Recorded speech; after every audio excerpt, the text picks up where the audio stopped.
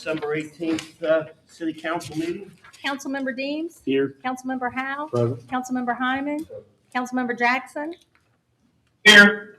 Councilmember Worth. Here. Vice Mayor Riffle. Here. Mayor Malfajoe. Here. This evening we have our prayer and pledge by Mayor Malfajoe. Heavenly Father, we come to you this evening asking for your guidance, wisdom, and support as we begin this meeting. Help us to engage in meaningful discussion. Allow us to grow closer as a group and nurture the bonds of the community.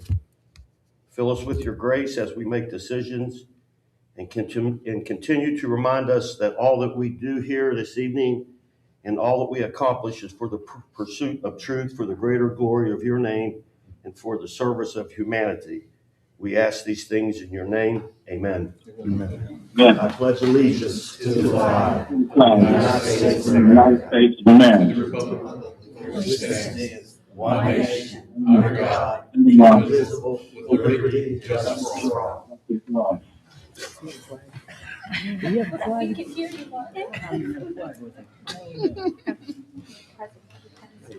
This evening we have a special presentation to announce the winners of our third annual Christmas light contest, and the mayor will be doing that. Thank you. Maybe I'll have you two guys beside me.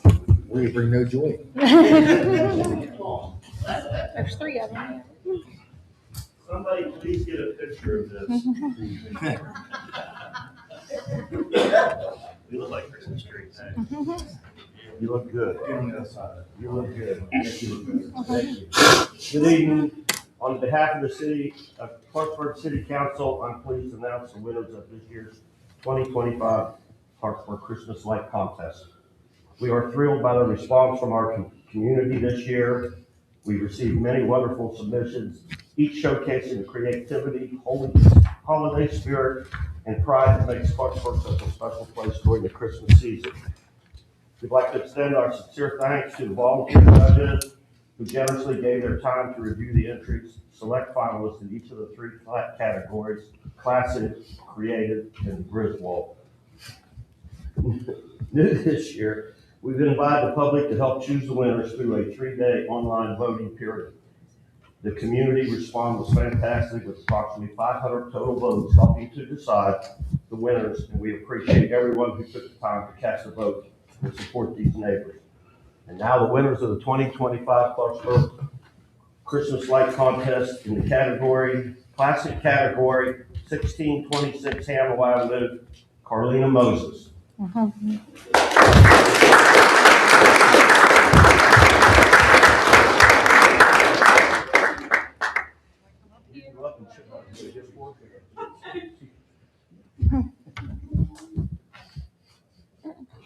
We have a meeting tonight, Carlina.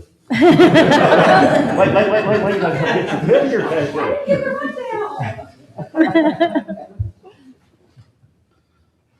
Jason. If that's not a rose between thorns. Congratulations. In the creative category, 210 Heartland Avenue, Joseph and Alina Hogan.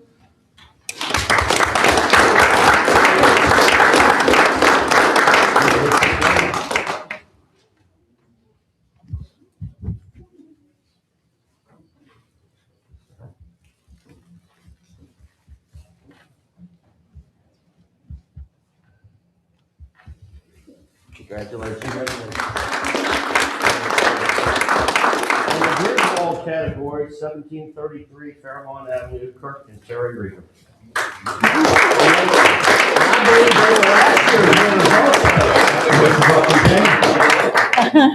Go for the three. Honestly, down there.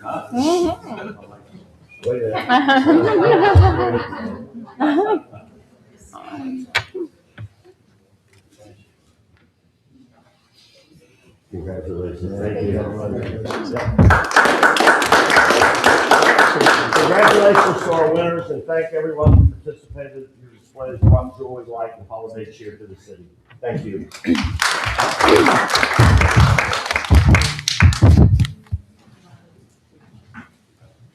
Thanks, gentlemen. Mr. Mayor, I'd like to deviate from the agenda real quickly, if you don't mind. Yes, sir. If Chief Gray could come up, I'd like to have him take the opportunity to provide a recognition to a firefighter for a brief background of what happened and present him.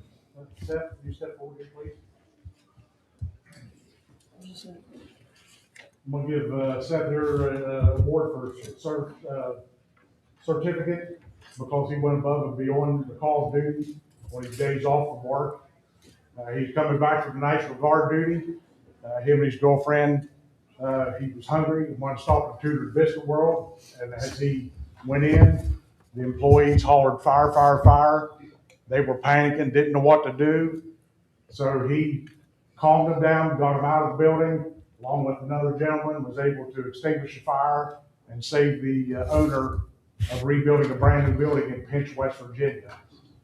So the gentleman that owns the Tudor Biscuit Worlds across the community and throughout the country called and wanted to make sure that I recognized him for his going above and beyond the duty of call. So.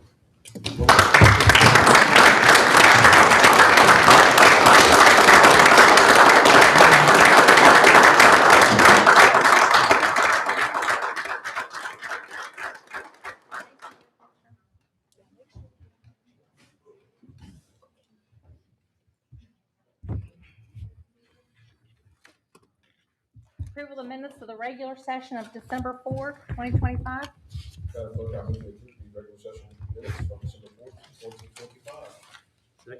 We have a motion and a second. All in favor? Aye. All opposed? Motion carries. Petitions, communications, and public hearings. If you could please limit your comments to 5 minutes, we'd appreciate it. Camden Cutlip, 130 West Woodland Avenue, wishes to address the council concerning the fire at 1116 North 24th. Hi, so as we know, my name is Camden Cutlip, and I'm here again because of what happened to my parents, because of a fire that destroyed their home and the life they had built there. And I'm here now because based on everything I've seen and everything the city has now confirmed to me in writing, this did not have to happen. For months, my parents lived next to a property that was clearly not being maintained. Grass was overgrown, unlicensed vehicles sat on the property. Pests began appearing. They did exactly what you tell the residents to do. They followed up, they called, they reported, but their emails went unreturned and their calls did not get answered. Silence is what they received. Through a FOIA request, the city has now confirmed what I knew and feared all along. There was no call logs, there was no inspection notes, there was nothing beyond a brief summary. There was no internal communication documenting the decision-making, there was no fire hazard assessment, there was no written record retention policy for code enforcement, and that was confirmed to me in the FOIA. These are not my allegations, these are the city's own words that they have provided to me. In the city's most recent response, I was told that I alleged that certain categories were admitted and that the city disagrees that it must certify to me whether those records exist. And I want to explain to you why that's so troubling to me. So I'm a teacher, I teach 3rd grade. And just today I had a SAT meeting for one of my students. And in that meeting, I was expected to produce documentation, emails, notes, intervention records, timelines, and reports. And if I cannot produce them, I am required to clearly state that they do not exist, and I'm required to explain why. I have to explain why I took the steps that I did, and I have to explain why I didn't do other things. And silence isn't an option, and we disagree isn't an option for me. Accountability requires clarity. FOIA exists for the same reason, so that the public can understand what actions were taken and what actions were not. When records that would normally exist in the ordinary course of code enforcement and public safety, which were inspection records, call logs, internal communications, fire hazard assessments, cannot be produced, the city has an obligation to clearly state that those records did not exist by issuing what's called a denial. So that denial would have to have told me the cause, which the cause would be that they don't exist. You have 3 options with FOIA. You provide me the documents, you give me a timeline of when you are going to provide them, or you give me a denial. That was not done in a compliant timeline by the city of Clarksburg.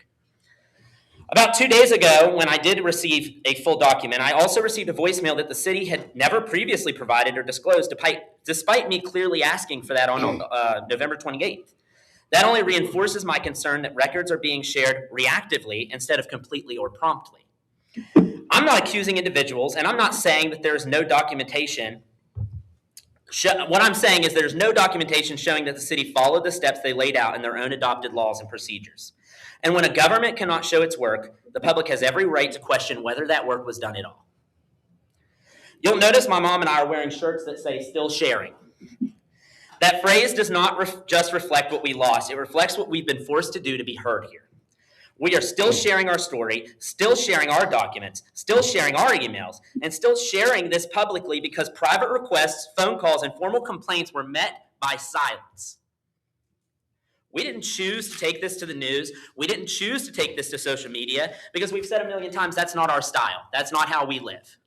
But we had to because that transparency on our part was the only way to get a response on your part. I teach my students that accountability isn't about punishment. It's about learning, correcting your mistakes, and doing better next time. Right now, the city has an opportunity to model that lesson. Trust has been broken, and that trust is not easily repaired. It is repaired through your honesty, your documentation, and your action. We have been patient, we have followed the rules, and we are still being met with silence and incomplete answers. And that choice was not ours. It was made when our tragedy was met with the city's indifference. I will rule nothing out at this point on our behalf, but what I will say is we want to just move forward, and we will do whatever becomes necessary to do that. I urge this council to act, not later, not after more delay, but today. And I do want to take my remaining 40 seconds, and I've said it everywhere I've been. I want to thank the fire department that did put out my parents' house and did allow us to save what little that we did. I want to thank, again, Sergeant McGlone, who did save my parents' lives, because without that, it wouldn't have just been a house fire and a total loss. It would have been a loss of 4 lives that would have been preventable had we done our jobs. Thank you. Joyce Ravenall wishes to address council concerning the cigar bar issue.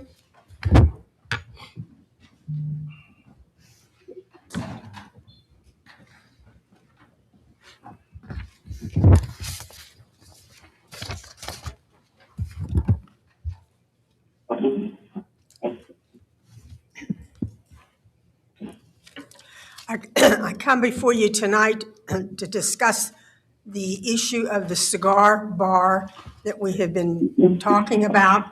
I come to you, first of all, as a healthcare provider, retired, but still interested in the healthcare of our citizens here. I'm a former Board of Health person. I am a parent, I'm a grandparent, and I'm also a citizen here of Clarksburg and Harrison County. We're very concerned regarding the issue of building or creating a cigar bar. I find it very interesting when I read the minutes tonight, the agenda, to find that you've changed some wording, I believe, in the paper that was presented to the Board of Health at the last meeting, which was for one cigar bar to be created. You have now added the letter S for plural. You've included smoking lounges as well. This issue came before the Board of Health last month. It was voted down. You could not create one. They supersede your ordinance that you're trying to pass. And if you haven't done your history, this has been brought up many years ago, both in Kingwood, where the AG said, no, no, no, you cannot supersede the Board of Health ordinances. And again in Kanawha County many years ago, when the casino down there wanted to do the same thing.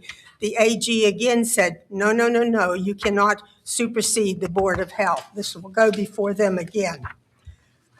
The people of Harrison County many years ago voted for clean indoor air regulation, which meant no smoking.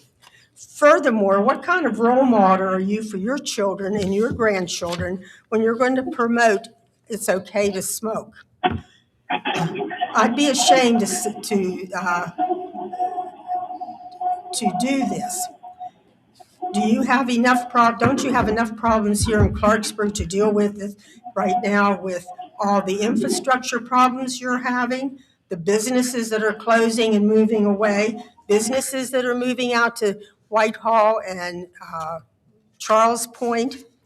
Do we really need a cigar bar? How many people are going to come to a cigar bar? What kind of economics is that? Shame on you who think that we do need this. This is the kind of people that we have voted on for our city council to promote something unhealthy as this is.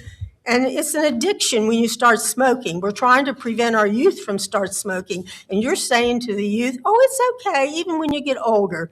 It's an addiction, and it can become an addiction with one. One cigar equals one pack of cigarettes.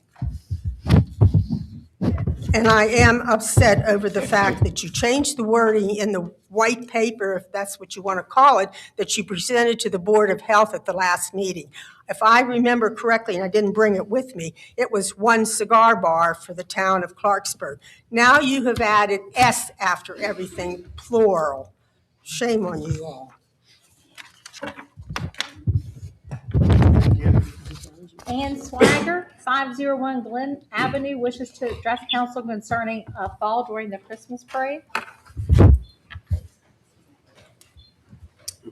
Good evening. I was told to lower the boom on you. Not going to, but on the evening of the Christmas parade, as we were leaving, I stubbed my toe and tripped on a curb that's around the light post. They're concrete, they blend in with the sidewalk in the evening, in the dark at night. And I went to the emergency room the next day, and they x-rayed, referred me to a hand specialist in Morgantown, and I'm still under the care of the hand specialist. I'm in my 70s. Falls can be a lot more damaging than what I received that evening. I come with I lost the word, solution that would be a quick fix.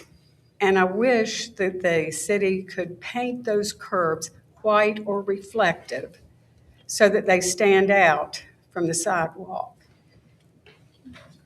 That's my concern, and that's my solution. Thank you. Where did that happen at? On what corner? Near Beauty Academy. near Clarksburg Beauty Academy. So out here on 4th Street? Right here. Thank you. Thank you. Can I take a minute the first time? Sure. I just wanted to say, I wanted to explain those. Your name, sir? Randy Swagger. I just wanted to explain those, what she's talking about is a curve around those telephone poles. They're approximately 2 inches high, clear around it. And in the dirt, you just can't see it. You can go down there and look at it anytime you want to. But if you go to the Beauty Academy, right past that alley, I don't know what the name of the alley is, but there's a post there probably about 10 feet that has a pole. And it has a curve going clear around it that's approximately 2 inches, and that's what you tripped on. Okay. Thank you, Mr. Swagger. No unfinished business. New business. Consideration of adoption on first reading of an ordinance of the city approving an amendment to the boundaries of a tax increment financing district known as City of Clarksburg Redevelopment District Number 1, TIF District Number 1, an amendment to the project plan associated with TIF District Number 1, and other matters in connection therewith. Mr. Amon, how are you this evening? Well, I move it first. Oh, I'm sorry. Want me to move it? I'll move that we adopt the first reading of the ordinance, city approving and amending the bounds of the tax increment financing in the city of district known as number 1. Second. We have a motion and a second. All in favor? Discussion. Discussion. You throw me off your back seat. Thank you, Mr. Amon. Is that it? No, go ahead. Go All ahead. right. So I think there's 3 ordinances. This is for the downtown, and this would amend the project plan. The city has in mind some redevelopment for downtown buildings, the biometrics building, and I think the building across the street and the K&K Loan building, among others, to use TIF to redevelop those buildings. So this would modify the existing plan for the downtown district to permit use of TIF for that, whether it be pay-as-you-go or bonds, either. And then also a boundary amendment to remove the Golf and the Waldo properties from the downtown district and add the Linden School property into the district. So these amendments relate all to also the Waldo and the Golf redevelopment projects. But this is the first ordinance. I had a question, Mr. Amon. So on the South Linden School property, is that just going to be part of the existing TIF that has maybe 13 years left on it? It would be, Okay. yes. I understand there's potentially some redevelopment that may occur there, and so that the increase in property tax that may come from that could be used for whatever in the district. I didn't want to interrupt. No, go ahead. I knew you asked a question. Can you tell us the status of the application that we provided to the West Virginia Economic Development? So they have 60 days to review that, which would run until about mid-January. And the filing letter, we indicated that, if this runs beyond this year, we're going to have to go back and work with the assessor's office about base assessed values. And that may take a bit of time to do that. There may or may not be any change. If there's no change, obviously, it wouldn't be an issue. But if they want to take another look at it, it may take a little bit of time to get that. So we did indicate in the forwarding letter, it would be much better to resolve all this year and get this finalized so they're aware of that time frame. I talked to the development office today. They said that they've reviewed it. They didn't see any problems, but the director has to get with staff and confer about this because the director hadn't personally reviewed it. So, they said that they did not see any problems or issues. But I would also say that, he said that he was going to be out, not working the last 2 weeks of the year. So probably this is either going to occur tomorrow or we may not see anything until January. Is that going to be a problem? Well, like I said, it would be about the base assessed values and working with the assessor to determine what those would need to be because it would be July 1 of 25 instead of July 1 of 24. So that would be the main thing.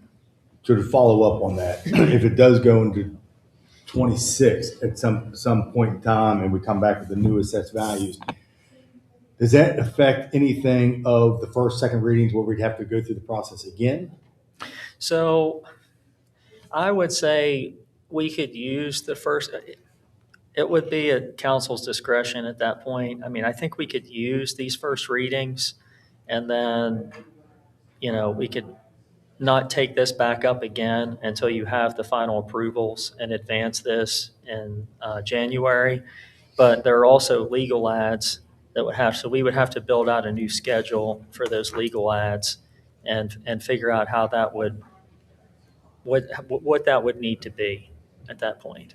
Then just to follow up on that and maybe you can't answer because it's not really with us, I guess. So from a technical side, would the developer then have the right to come back to say, I would like to have a new development agreement to be put in place that would then have to give him that timeline of what it is now? I believe it's a year into that agreement. Would that year be extended? Would he have the right to do that at that time? That's not the way I read the agreements. I mean, the agreements talk in terms of the city would exercise its best efforts to create these districts, and then that the districts, once created, any bonds issued would have a 30-year life for the bonds. So I don't believe that pushing this out would impact any of those existing commitments.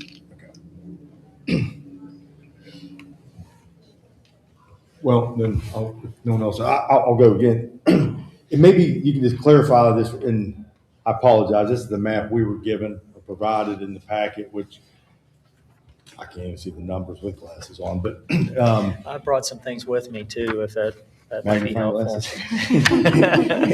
glasses. I'm just in the exhibit itself, it looks as though, This is the one for the downtown? I believe it is. Yeah. Yeah, it's exhibit A. Yeah. But in there, it does show other parcels that are included, which I think are above and beyond that are being removed. Is that the case? I thought the ones only being removed were the two, but in this Yeah. parcel, it shows like there's an extra 1, 2, 3, 4, 5 properties being removed.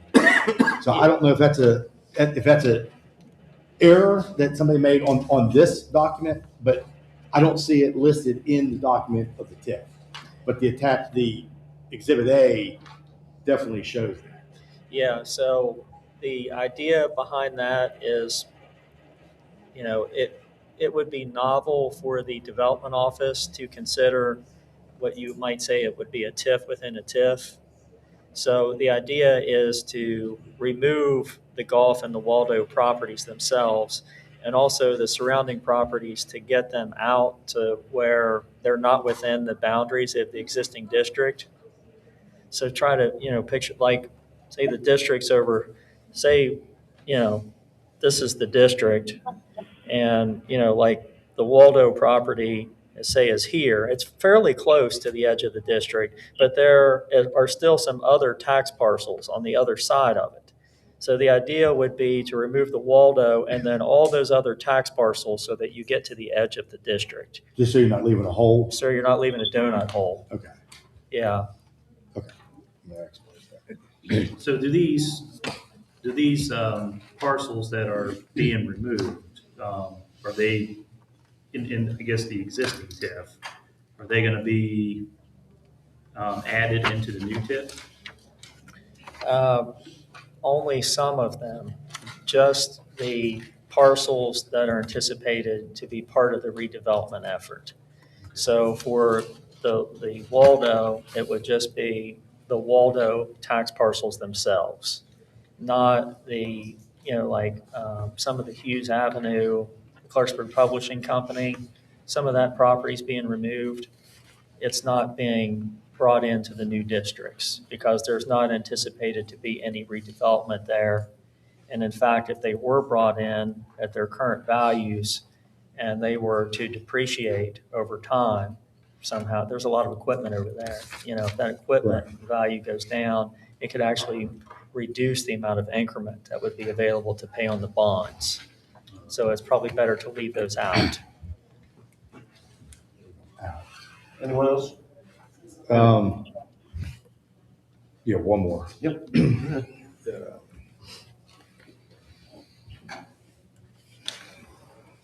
Bear with me, Tom. Yeah. So at what point in time do we bring back, or will we have an escrow and a disbursement agreement? Is that this isn't this time in any document? It'd be the 30th at that meeting. We'll have that as well. So the documents are drafted and prepared, and they're approved by the ordinances, but they wouldn't actually be signed or wouldn't be authorized to be signed until after the ordinances are enacted. And so if this were to be deferred into 26, then we would be looking at signing those agreements after the ordinances are finally enacted. And that particular issue with respect to the movement of the TIF funds and the funding of those escrows doesn't really have anything to do with what year in which that occurs. It has to do with the timing of the movement of those funds versus the creation of the Waldo and the Gulf TIF districts. I think it would be better to move those funds out of the TIF fund and into those escrows before those new districts are technically created.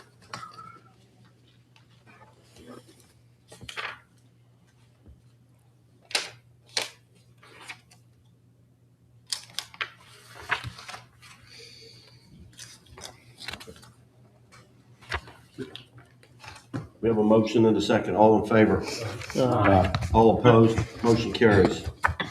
Consideration of adoption on first reading of an ordinance of the city approving the creation and establishment of a new tax increment financing district in the city to be known and designated as City of Clarksburg Redevelopment District Number 2, Waldo Hotel, TIF District Number 2, a project plan for TIF District Number 2 to be known and designated as Project Plan Number 1, the establishment of a TIF fund for TIF District Number 2, the execution and delivery of an escrow and disbursement agreement providing for the transfer of monies on deposit in the TIF fund for TIF District Number 1 to a city escrow fund for the Waldo redevelopment project and the utilization of such funds in accordance with the disbursement agreement and other matters in connection therewith.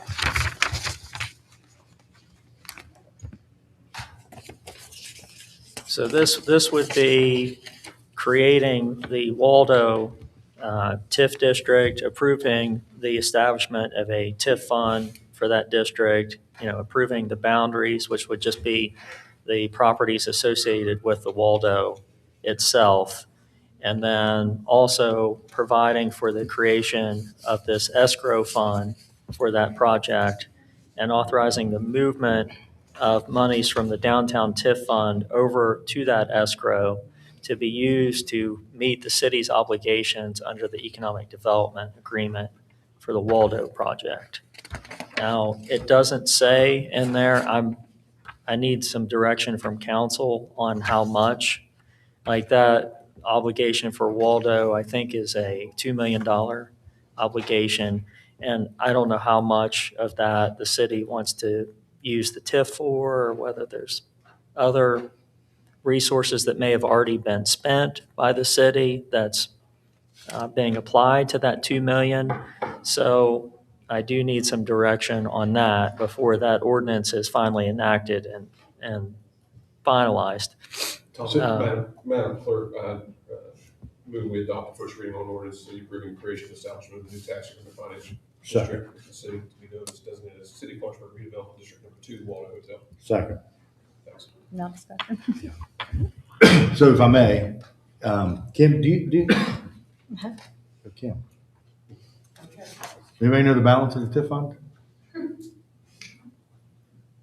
Kim said that she was going to be looking at these issues this week and get back to me. Okay. I guess from my standpoint, I'm assuming I think we were told at some point in time that there was several $1 million in there. So if that is the case, I'd like to take $2 million from the existing TIF fund to put into the escrow disbursement account. Well, I thought that was the original discussion. I thought it was too. Yeah. I think for some reason, 4 million sticks in my head. That we had? Yes. I believe so too. Yeah. I didn't want to go out on a limb and say. No, but. Under 4? Just under 4 was the last count I had, that was this summer. Okay. Well, I'd say out of TIF. Okay.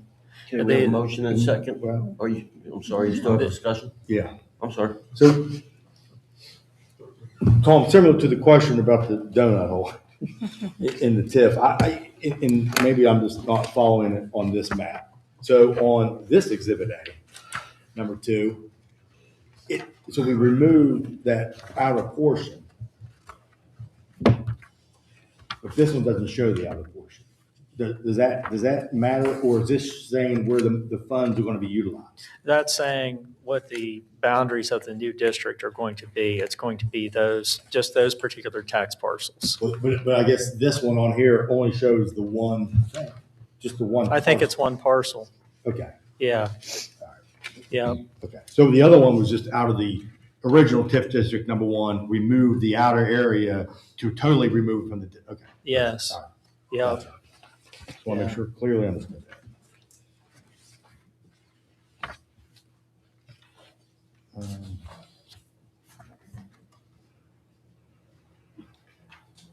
Okay. So my question is on how much we're going to allocate into the escrow account.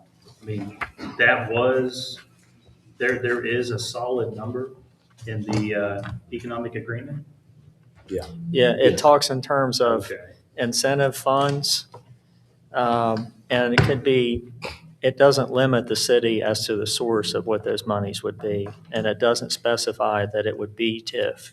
So that's why I wasn't sure if the city wanted to exercise some discretion on use of TIF versus something else for that. So, I guess to Councilman Worth's point on that, so at what point, is that under the escrow and disbursement agreement where we will authorize how the funds will be dispersed at to what interval? Yes. Okay, so we'll have to have an agreement if it's going to, like what interval will be, if it's all at the end or how that would work.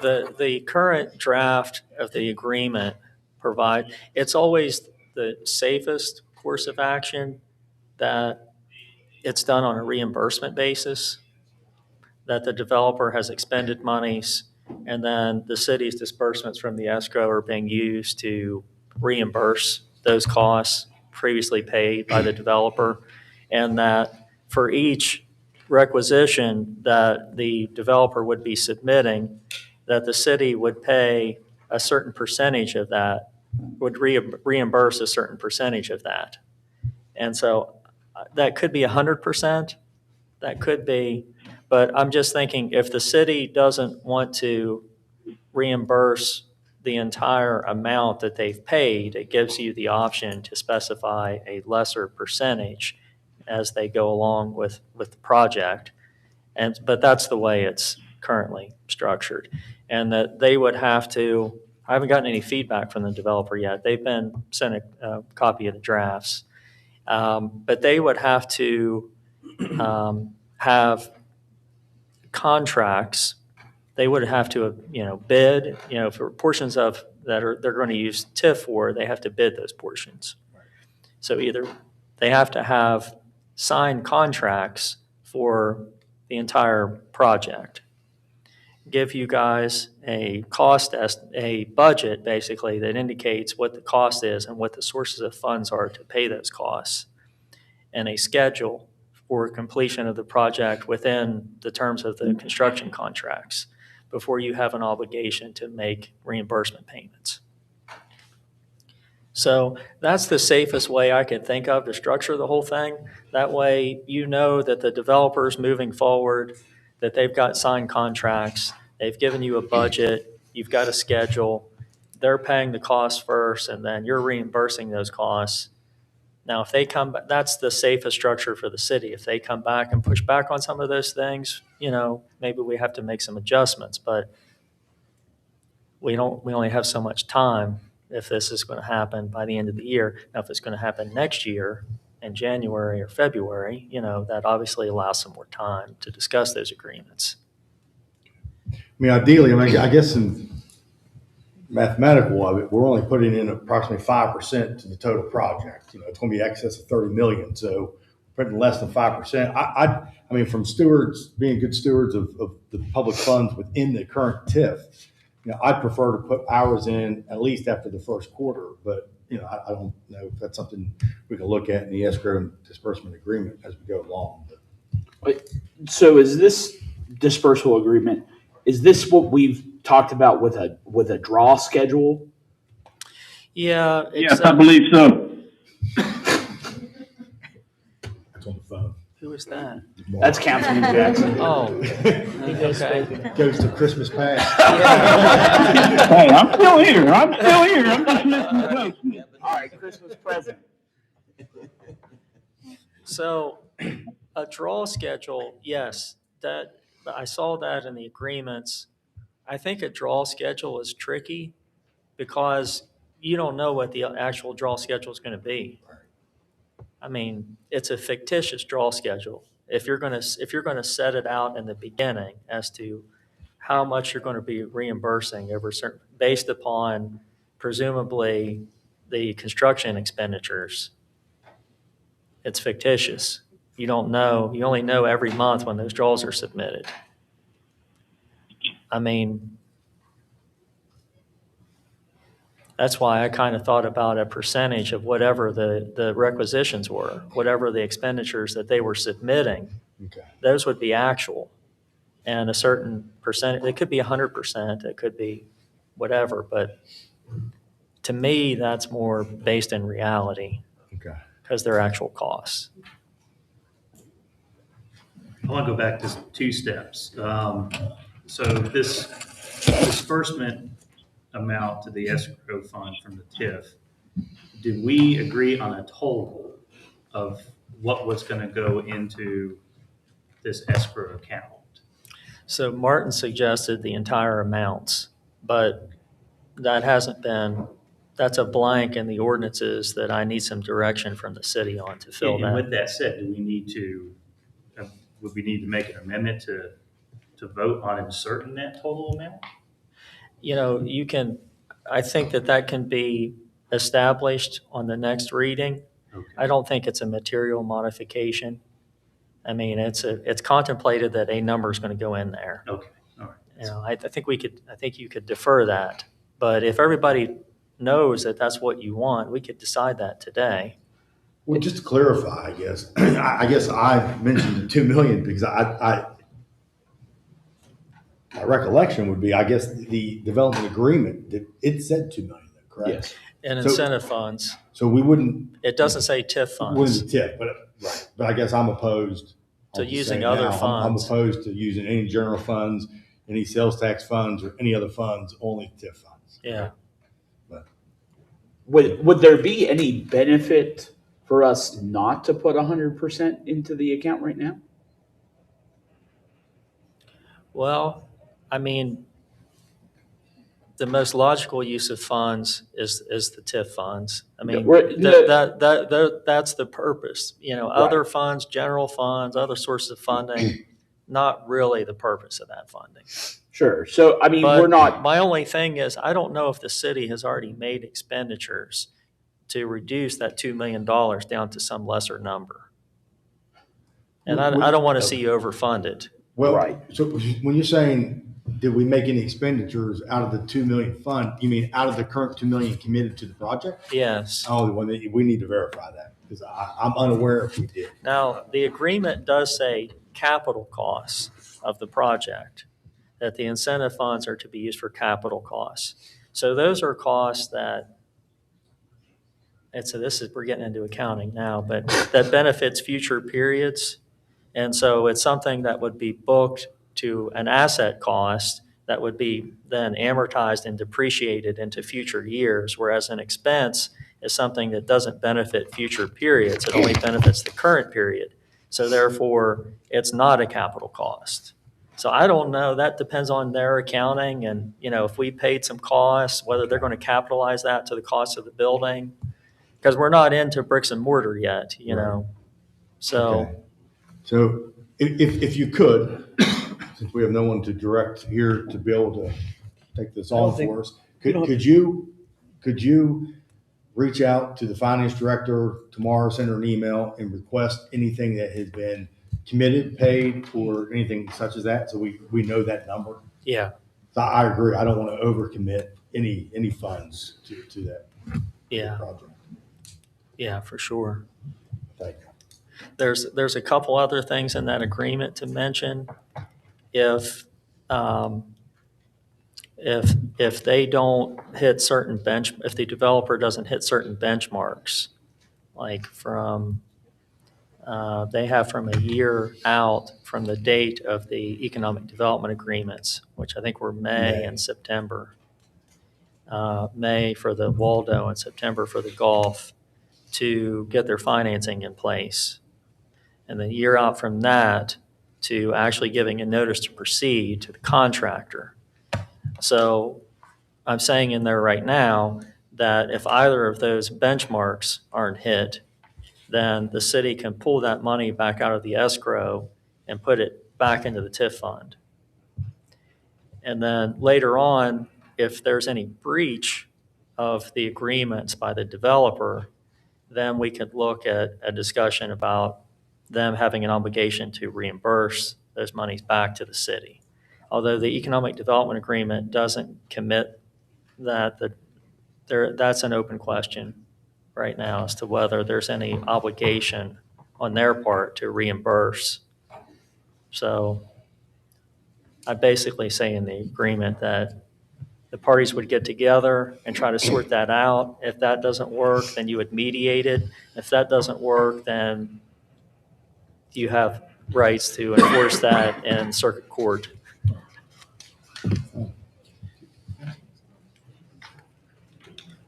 Anything else? I just have one question on, I guess, who is gonna direct the finance director to insert the total amount? Or or do they just insert the total Tom amount? will be inserting, but Okay. Tom, you're inserting the number. These are your documents, correct? Yeah, Okay. but this is going to be at, I don't know. I mean, that's a good question. I think direction's already been That's- given. Direction of council? Direction's already been given to Kim to do this, right? By who?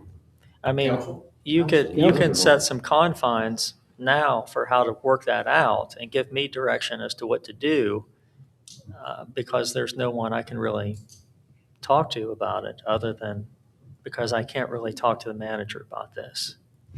You know, I mean, I just that feel would be like Kim. procedurally,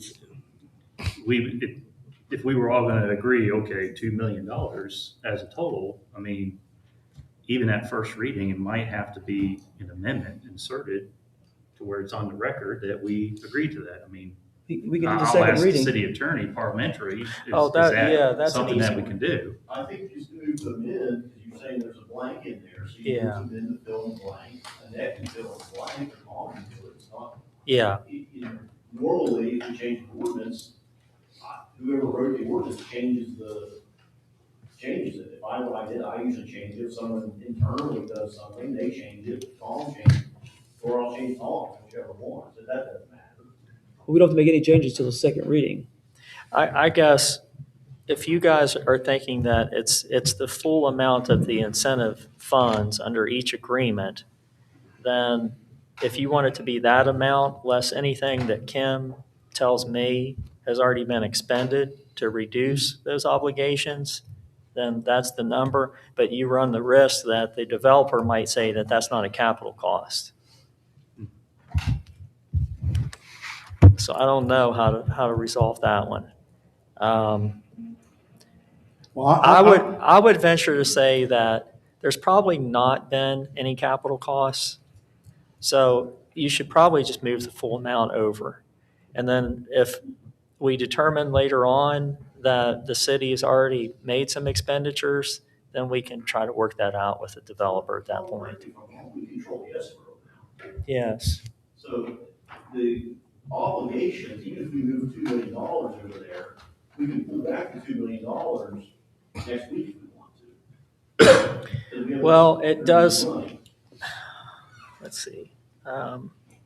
The developer is also a party to those disbursement agreements. So, But for the time being though, the money is just moving out, that we're protecting, we're ensuring the money moves out from the tip. My understanding is we should keep control of it for the time being. well, it wouldn't actually be moved until, I don't think there's authorization to move the funds until the ordinances have reached final enactment. Right. And at that time, it's also approving at least the forms of the disbursement agreement, but not necessarily, there could still be some Right. modifications. What they're doing tonight doesn't lose control of the money from the city of Clarksburg.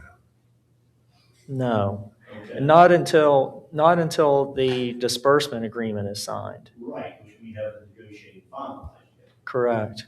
So if we pass this tonight with $2 million, and next month everything's approved, and we move $2 million over there, for whatever reason, we can't get a disbursement agreement, that's bad, but also, the $2 million is still sitting there, we're just pulled back into where we want. Yes. Okay.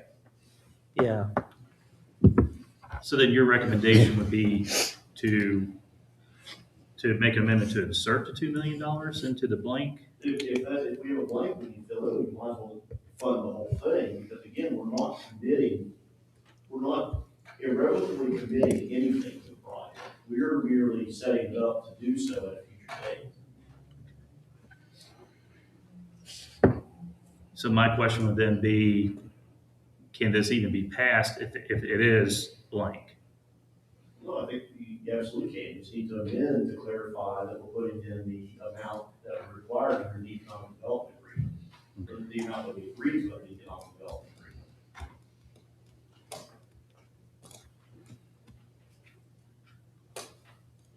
We have a motion and a second. All in favor? Aye. Aye.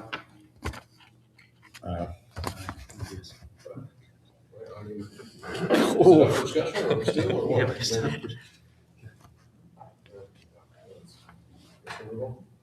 Well, we have enough ayes, motion carries.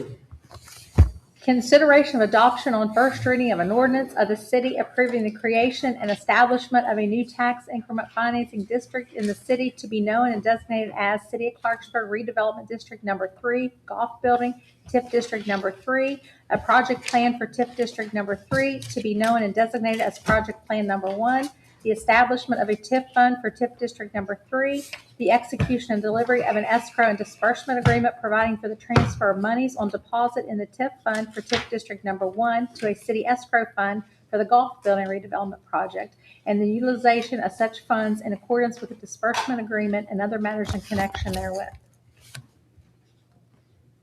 So this is almost identical to the Waldo, except for it's for the golf. It would create the TIF district with those boundaries. I think there's maybe 2 tax parcels in there. It would approve the use of TIF funds for the golf building redevelopment project. It would establish a TIF fund for that district. It would also authorize the movement of up to $750,000, which was the incentive commitment for the golf building, from the downtown TIF fund over to an escrow fund to be established for the golf redevelopment project. And the ordinance would only become effective at such time as the disbursement agreement has been signed and the monies have been moved over from the downtown district into the escrow fund. So very similar to what we just discussed with the Waldo. So if there's any lingering questions about what we discussed with the Waldo, let's see if we can't hammer those out.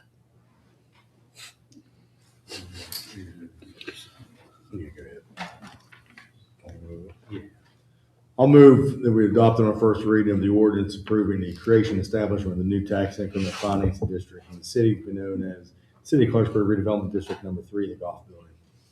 I'll second it in discussion with, I just have, this is just a carryover question because apparently we passed the last one without a total dollar amount, that we're going to commit to it. So if the disbursement agreement is agreed upon by the developer and the city, can we come back later on and put a total, transfer a total amount from the TIF fund to the escrow account at a later date? Or do we have to have a total amount that's going into the escrow fund by second reading? We need to have a dollar amount in those ordinances by the second reading. Okay. All right. Yeah. And apparently we don't know exactly how much we have right now into that account or how much has already been dispersed to the project. So we would need to, in the next couple of weeks or prior to whenever the next meeting taken is back on up. this, Yeah. the last of the month, have that pretty much have all those answers. Okay. That's my question. That's the only question I have. So. And I think we've suggested, I think Richard suggested that the number be the full amount. Because otherwise we're going to be dickering with the developer over what's a capital cost and what's not a capital cost. And I don't know that we're really in a position to be able to do that right now, given how the infancy stage that the projects are in. But we have to know first what the full amount is. Exactly. Right. Well, we know it's $2,750,000. Okay. We know that. We just don't know if there's been any disbursements by the city up to this point that would count toward reducing that dollar amount. Okay. So. And I already emailed Kim and CC Paul on that. So, So I mean, I would suggest that we probably put, you're gonna end up putting the full amount in both of them as a practical matter. I mean, that's where we're gonna end up.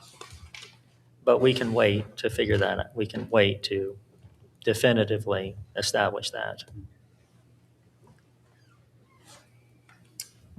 So Tom, when you do have an opportunity to speak to the finance director, I guess, again, my concern, hopefully on behalf of council, would be that the funds that have may or may not have been, hopefully may not have been, expended towards anything, towards either project, because I know of none that have come back to us for a motion. So, I mean, I hate to assume, but my assumption would have to be nothing to spend. But if not, if it has been, I think we need to be made known of that. Yeah. Yeah, that's fair. And then just the same general question, just to clarify. Yeah. Back to the Exhibit A. Okay. The map and parcel on there is the actual building, the one lot, I guess, or I believe that's part of the lot that goes with the building, then the other lot that the city owns. Yeah.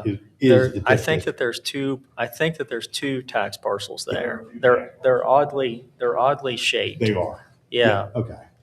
But, and then the numbers that you see are actually in one of the tax parcels that are pointing to other tax parcels. Yes. Which makes it a little bit confusing. That's right. Yeah. Your memory's good.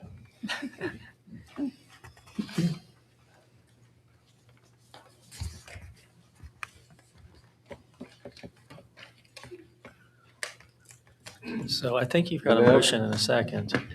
We have a motion and a second. All in favor? Already did. Okay. Oh, No, you. oh, okay, sorry. Your jacket got me off. Go ahead.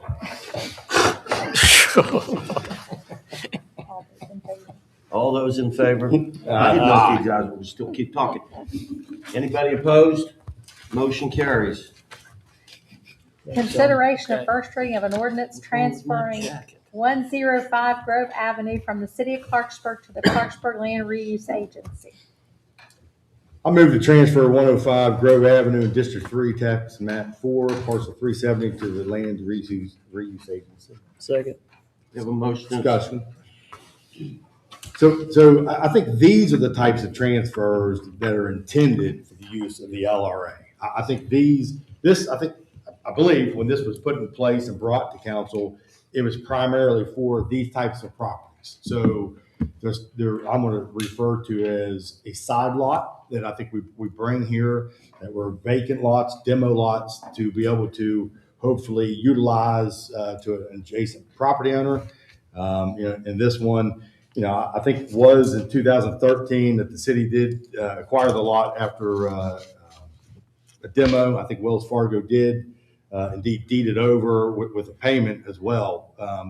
So I'm glad that the city did hold on to it until the LRA was put into place, and I think it's going to go to a good use to help another building that I think is going to be put to good use and be able to have better parking in an area of residential neighborhood. We've had it since 2013. We've had it since 2013. It's good. A lot of grass. Anyone else? All in favor? All opposed? Motion carries. Consideration of first reading of an ordinance of the city of Clarksburg, West Virginia, authorizing and regulating cigar lounges, cigar bars, and smoking lounges, providing for HVAC ventilation standards, establishing licensing, permitting, inspection, and enforcement requirements and related matters. Madam Clerk, I move we consider first reading of an ordinance of the city of Clarksburg, West Virginia, authorizing and regulating cigar lounges, cigar bars, smoking lounges, providing for HVAC ventilation standards, establishing licensing, permitting, inspection, and enforcement requirements and related matters.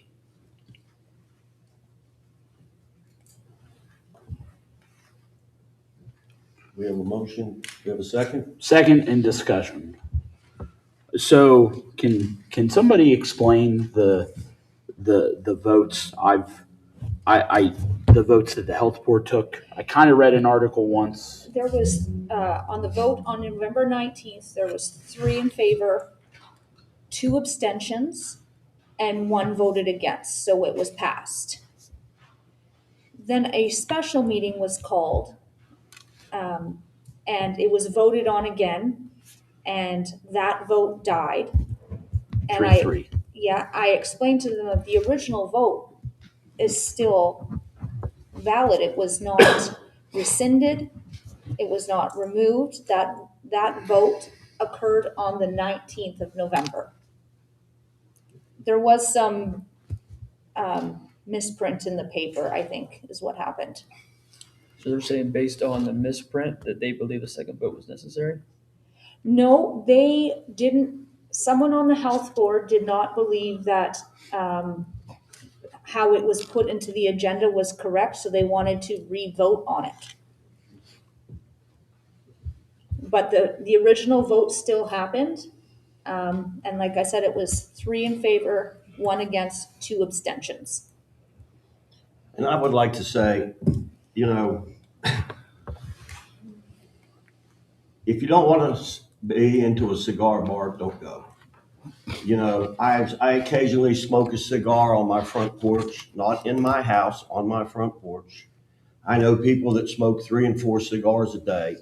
And Ms. Ravenel, I have to disagree with you. 1 cigar is not equivalent to a pack of cigarettes. I have to disagree. And you all talked about third-hand smoke also. And, you know, if the establishment is properly ventilated, you do not come out of there smoking. And also, I want to point out that Lewis County, Martinsburg, Charleston, Parkersburg, and Wheeling all have cigar bars. So, I mean, if you don't want to go to a cigar bar, don't go. And you'll know that it is posted outside, no smoking. I mean, it is a cigar bar. So I'm in favor of this. I assume that the plural, the S, is standard language in the. It's the original ordinance that was written, and I can read it for you. What? No. I'm not sure why, but it said an ordinance of the city of Clarksburg, West Virginia, authorizing and regulating cigar lounges, cigar bars, and smoking lounges, providing for HVAC ventilation standards, establishing licensing, permitting, inspection, and enforcement requirements, and related matters. So when I sent that to Annette, she took the language right out of the ordinance and put it into our agenda. So yes, that's how it was written. Well, and so you would probably write an ordinance to have the plural, because while the intention is for 1 to open right now, that multiple could operate in the city. Yes, there's pretty strict ventilation standards in the ordinance though, so it's not easy to do that. Like, you can't just go open one up with what's existing. Modifications, and they're expensive modifications, would have to be made. So, right. Well, just a couple more questions. So this in no way opens the door for indoor smoking to come back. It does not. I don't even think it allows for hookah in the ordinance. It's cigars and pipes, and that's it. I was going to ask about that, and I won't step on anybody's toes. I know there's people got questions. When it comes, what differentiates a tobacco pipe from a water pipe or a tobacco or a hookah? So the pipe, there's a definition. There's a definition for cigar, and hookah does not. You would have to, all the legislation I read, you actually have to designate hookah on its own. Yeah. And I just didn't think there was a big. The impression there was one in Morgantown, but. Yeah, I just hadn't heard anybody mention it in Clarksburg other than you. So. Will, you have one at the house? Well, I mean, no, we banned those. Anyway, Mr. Marsh, I guess my first question, unless else got anything, tell me about how home rule works and what's the regulations regarding the superseding the health department's vote, or is this something we can do with home rule? I mean, it seems like if the health department says no, The health department said yes. So here's, sorry if I jumped you. Well, I'm following up to that, I guess. I think you're right. I think on the 19th, it was a 3-1 vote. Now, from my understanding, 2 abstained, because here comes the issue, because we're the Clarksburg Harrison Health Department. So, and correct me if I'm wrong, I'm not on there, but the 2 who abstained were not appointees of the city.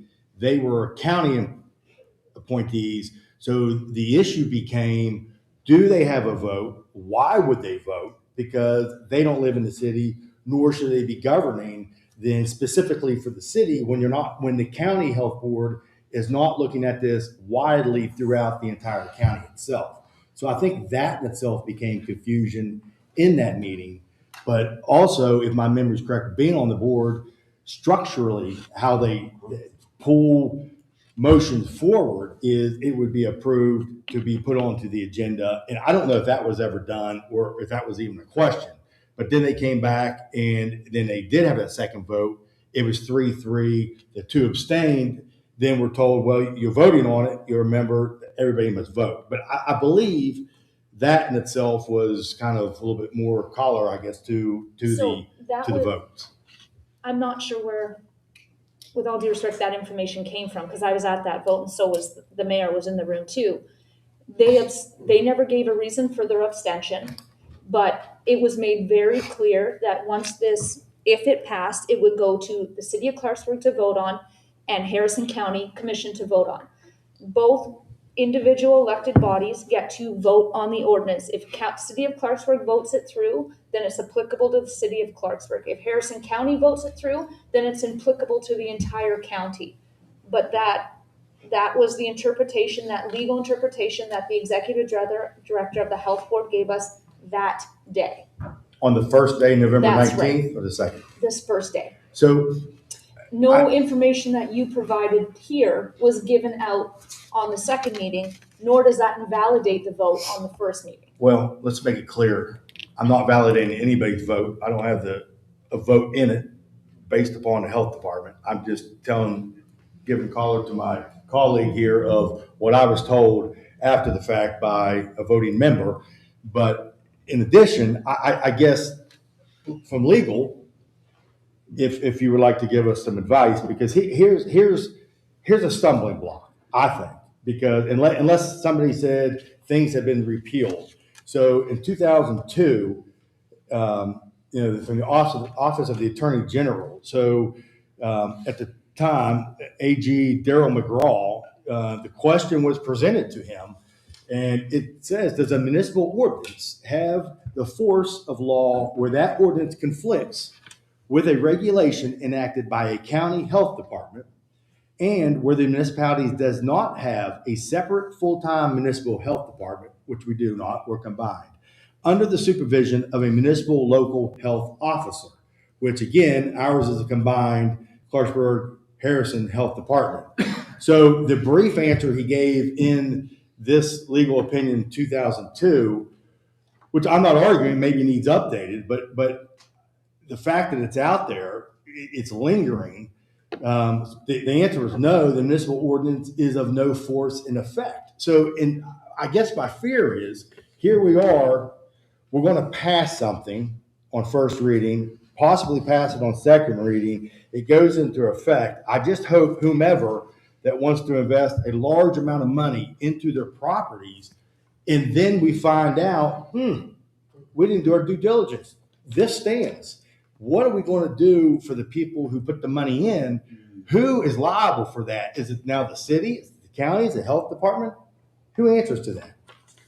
So I don't know if you've seen this, but it does say then, under the memorandum section, the West Virginia Supreme Court of Appeals has held that where municipal ordinances conflict with the enactments of the legislator and the regulations of those agencies created by the legislator, those ordinances are in fact void.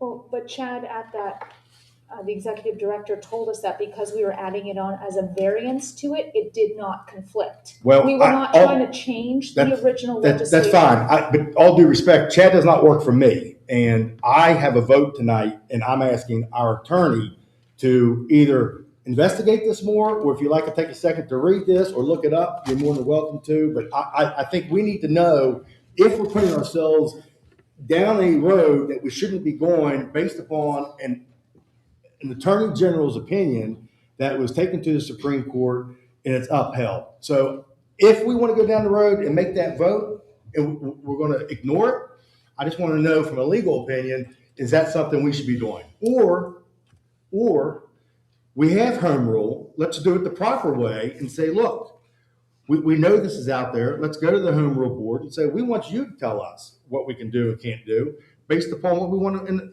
enact. And let's do it so it's above board. I just want to make sure.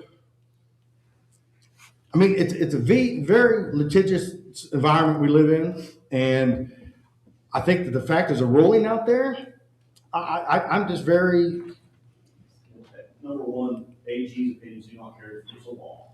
Okay, do Supreme Courts? They do. Okay. Now, Supreme Court, I believe, will look at that case, but it wasn't here. If the health department had said no, we clearly could not do it. There's no question about that. The health department's ordinance overrides ours. Okay, so if the health department says no, why couldn't we do it? Because it's, I think, are you saying under overrule or general? General. Generally, it's very clear that we cannot overrule the health department. Okay, so under the new statute, let's go to the new one. If the health board promulgates any new rules or regulations before they're enacted, where do they come? They would overrule our ordinance. No, they come here and to the county to be enacted. Okay. So I guess what I'm saying is, why can't we do something if we want to without that then, if that's the argument? I haven't looked at it in terms of home rule in relation to that. Okay, I just think this needs looked at. I think we're opening ourselves up. I mean, obviously no one knows an answer. Well, I think the action tonight is to vote. No, go ahead. I can talk forever. Excuse me, what I was gonna ask is who on code is gonna be investigating this? It seems like very precise measurements need to be taken.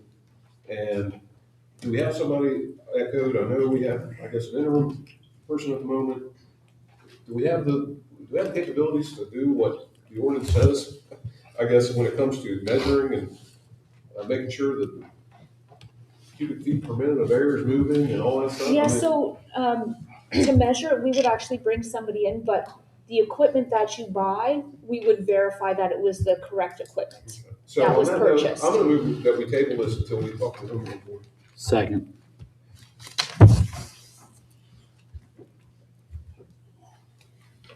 We have a motion and a second to table. All in favor? Aye. All opposed? Motion carries.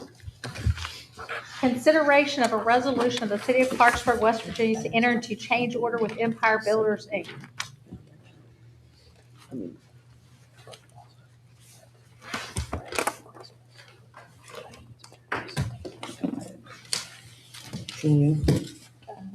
Empire Builders, F. We need a motion. Oh. In a second. I move let's see, we'll get back to it. I move we approve a resolution, the City of Clarksburg, West Virginia, to change order with Empire Builders Incorporated. I guess for point clarity, do I have to list the amount? Is that? Yes. Okay, for the amount of $119,500 for demolition. Second. Discussion.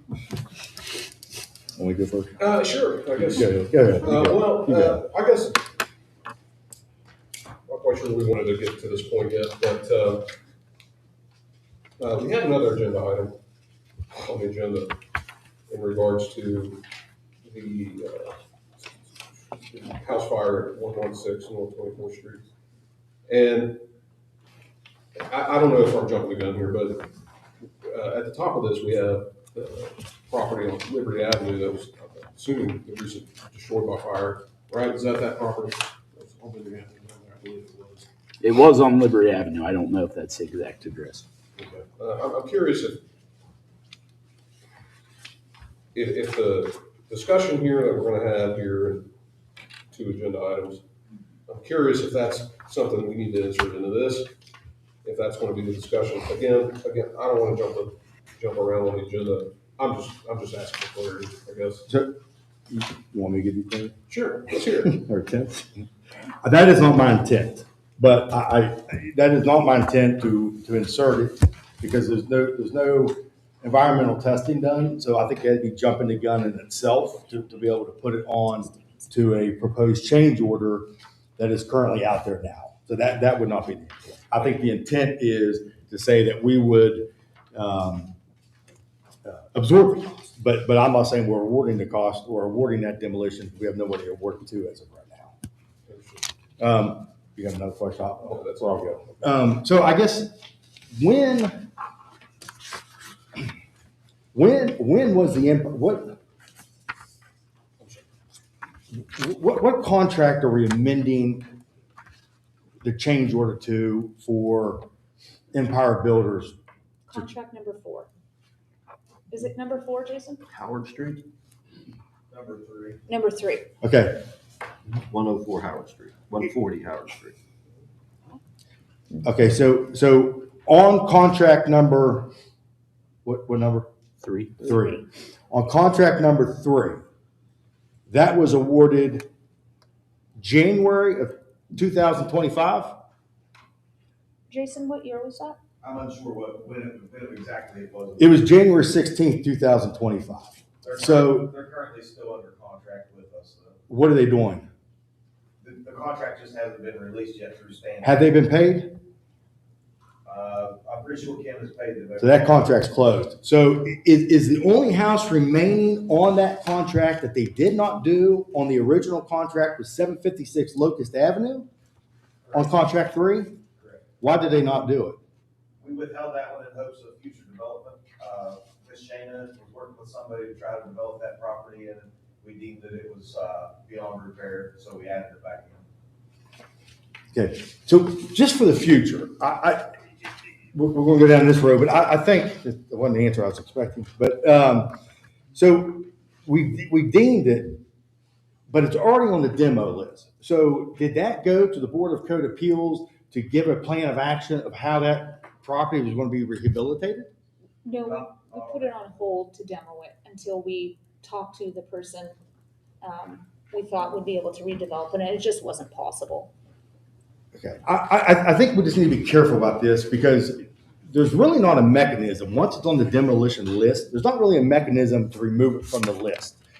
You know, because even if a person is purchasing a house or a structure, or they're buying a property that has a condemnation order on it, a demolition order on it, they're in essence purchasing that demolition order, and they know that because the house is placarded. So, and it quite clearly should say on there that you're absorbing that future liability. But I guess my problem becomes, how long have we known that we've had all these structures, 9 of them, that we want to do a change order for? How long have we had funds available? Jason, if you could come up and explain how we've been working with John King, and we had to submit all the invoices, pay them before we knew the final number that we had remaining. So under the current DLAP grant with the Division of Environmental Protection, we had originally 30 structures that were approved to be demolished under that grant. We did several of those in previous contracts, and at this point we had 7 more of those that are included on that list. I think they're highlighted yellow on the list that's presented to you guys. Those 7 are currently still under the DLAP grant, which has to be completed by the 31st of this month. The reason why it's been delayed a little bit was trying to get the paperwork processed through SHPO, because we have to get SHPO approval. Then currently the DEP actually has the authorization to proceed paperwork from our office to be able to process that and get started on those. Okay, so when were these submitted to SHPO? SHPO was beginning of November. Okay, just a question of going back to yesterday's conversation about being proactive. I mean, what I'd like to see is how many do we have currently on a demo list? Because I think from a proactive standpoint, so we're not stuck in this position of 15 days before something expires, can we get a comprehensive list of all properties on the demo list? And then I think if there's anything that has to go through SHPO, if it's for a future, because that's the only reason why it's going through there, for a DLAP, correct? Correct. So if there's anything that needs to go through SHPO because of DLAP, then I would suggest we ship them all down there, get the blessing of SHPO so we know which ones they may not. And then we hit to make a sub list, DLAP and demolition based upon whatever other grants or funding we have in place. And then we should have a conversation of how we're going to expedite this in a quick manner to get it completed. Because where I'm nervous about this, and I really do not feel comfortable, is that we're not really actively bidding these projects. Now, you may tell me the DLAP doesn't require it, which to me, if it's a state grant, DEP, I'd be shocked if we don't want to competitive bid these. But I think just having an open-ended contract, and I love Hank from Empire Builders, but I think in his family, but I just don't think we openly say, Hank, you're our man for all the demos upcoming. We're just handing them all over to you, because there's other hungry contractors out there that would probably bid, which we get most bang for the buck. So I just don't think we should have, I just never heard of us having an open contract per se. And even reading these contracts in the past, I don't ever see where they're open-ended. From contract 1, 2, and 3, if my memory's correct, we already amended contract number 2 for 2 other properties. And that was amended on council when that came back. And we spoke about that in your manager's report on March 6th. You spoke about a quote for 2 additional change orders, and that was approved by council on February 20th. So that was already 1 change order we did on 2 structures. So then, again, in the manager's report, 3 contracts continuing in April update, and we were reviewing the submitted invoices for payment. So those were being already submitted for 3 contracts. May 1, manager's report, 3 contracts continuing, submitted invoice for payment. So additionally, more contracts are coming in, more invoices are coming in based upon those 30 structures that were awarded. Then June 5th, in the manager's report, 3 contracts continuing, reviewing submitted invoices for payment. So March, April, May, June, 4 months, well, 5. End of July, manager's report, 3 contracts continuing, reviewing submitted invoices for payment. If my memory's correct, those contracts only have a 90-day window to complete that. So unless we, the city, extended that contract, I'd like to know that in the future when we do that, but those contracts are null and void. They're closed out, they're paid. So I don't know how you go back to amend. And then in August 7th, in the city manager's report, you told us we're starting compiling the next round for demo. Well, that's August 7th, October, November, December. We're 3 months. We could have bid those out over this 3-month period competitively and got the best bang for the buck, and not an amend a resolution, or by resolution, an old contract that I don't feel is in existence. So, you know, and even November 6th, the last manager's report, November 6th, it stated in about sending the letters out to the property owners about the demo properties and gathering the information, sending it to SHPO. So, I mean, I don't know. Is there a way we can contact DLAP and say, look, we messed up.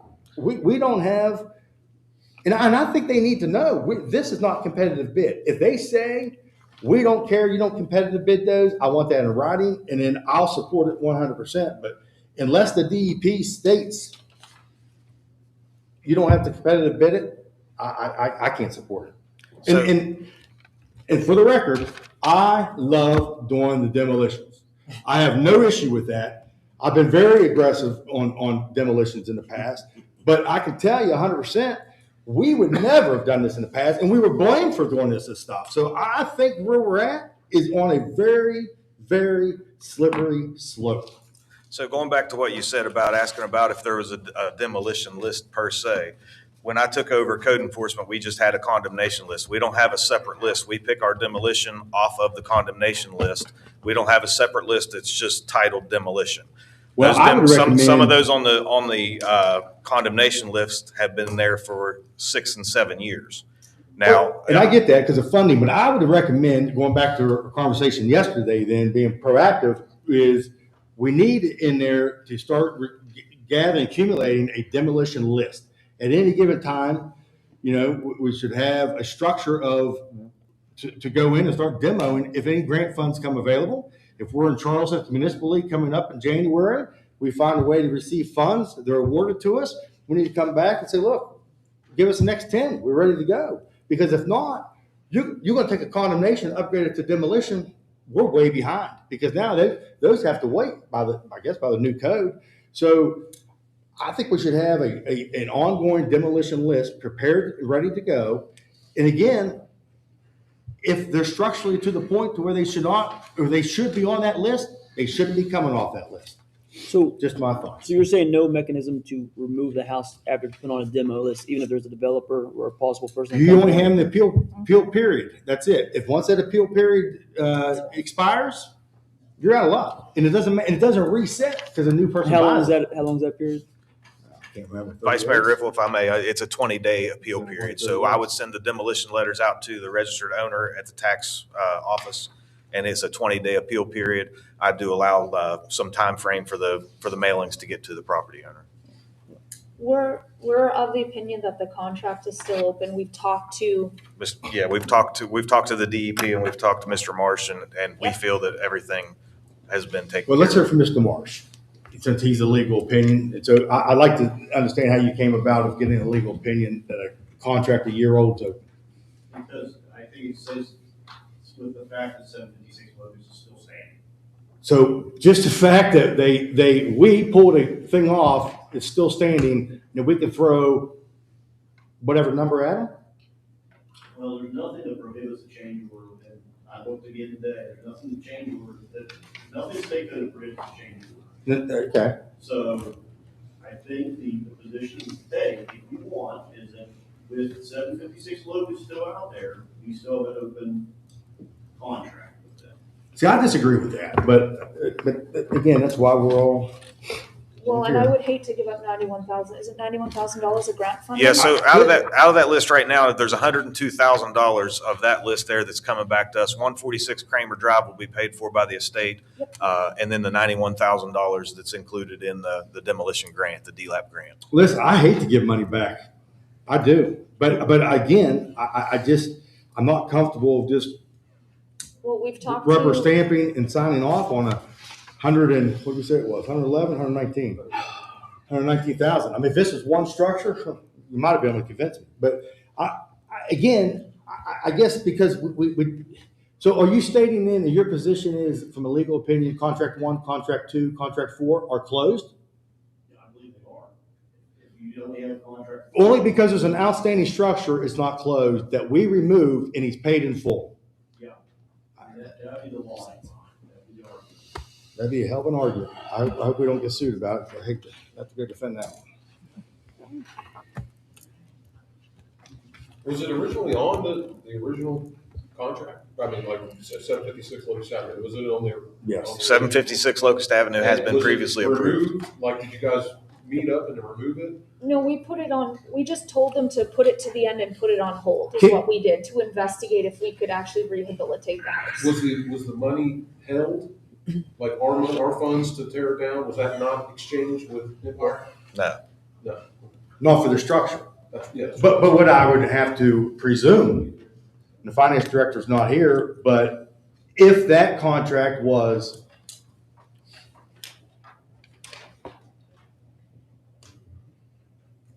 I think it was 120,000. So if that structure at 756 Locust, let's make it up, was $10,000 minus any other change orders within that contract, they were paid $110,000.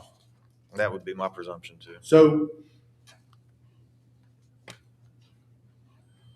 can we get So this has to be approved by the 30th, correct? So if we table it, doesn't do any harm to get further clarification from the state that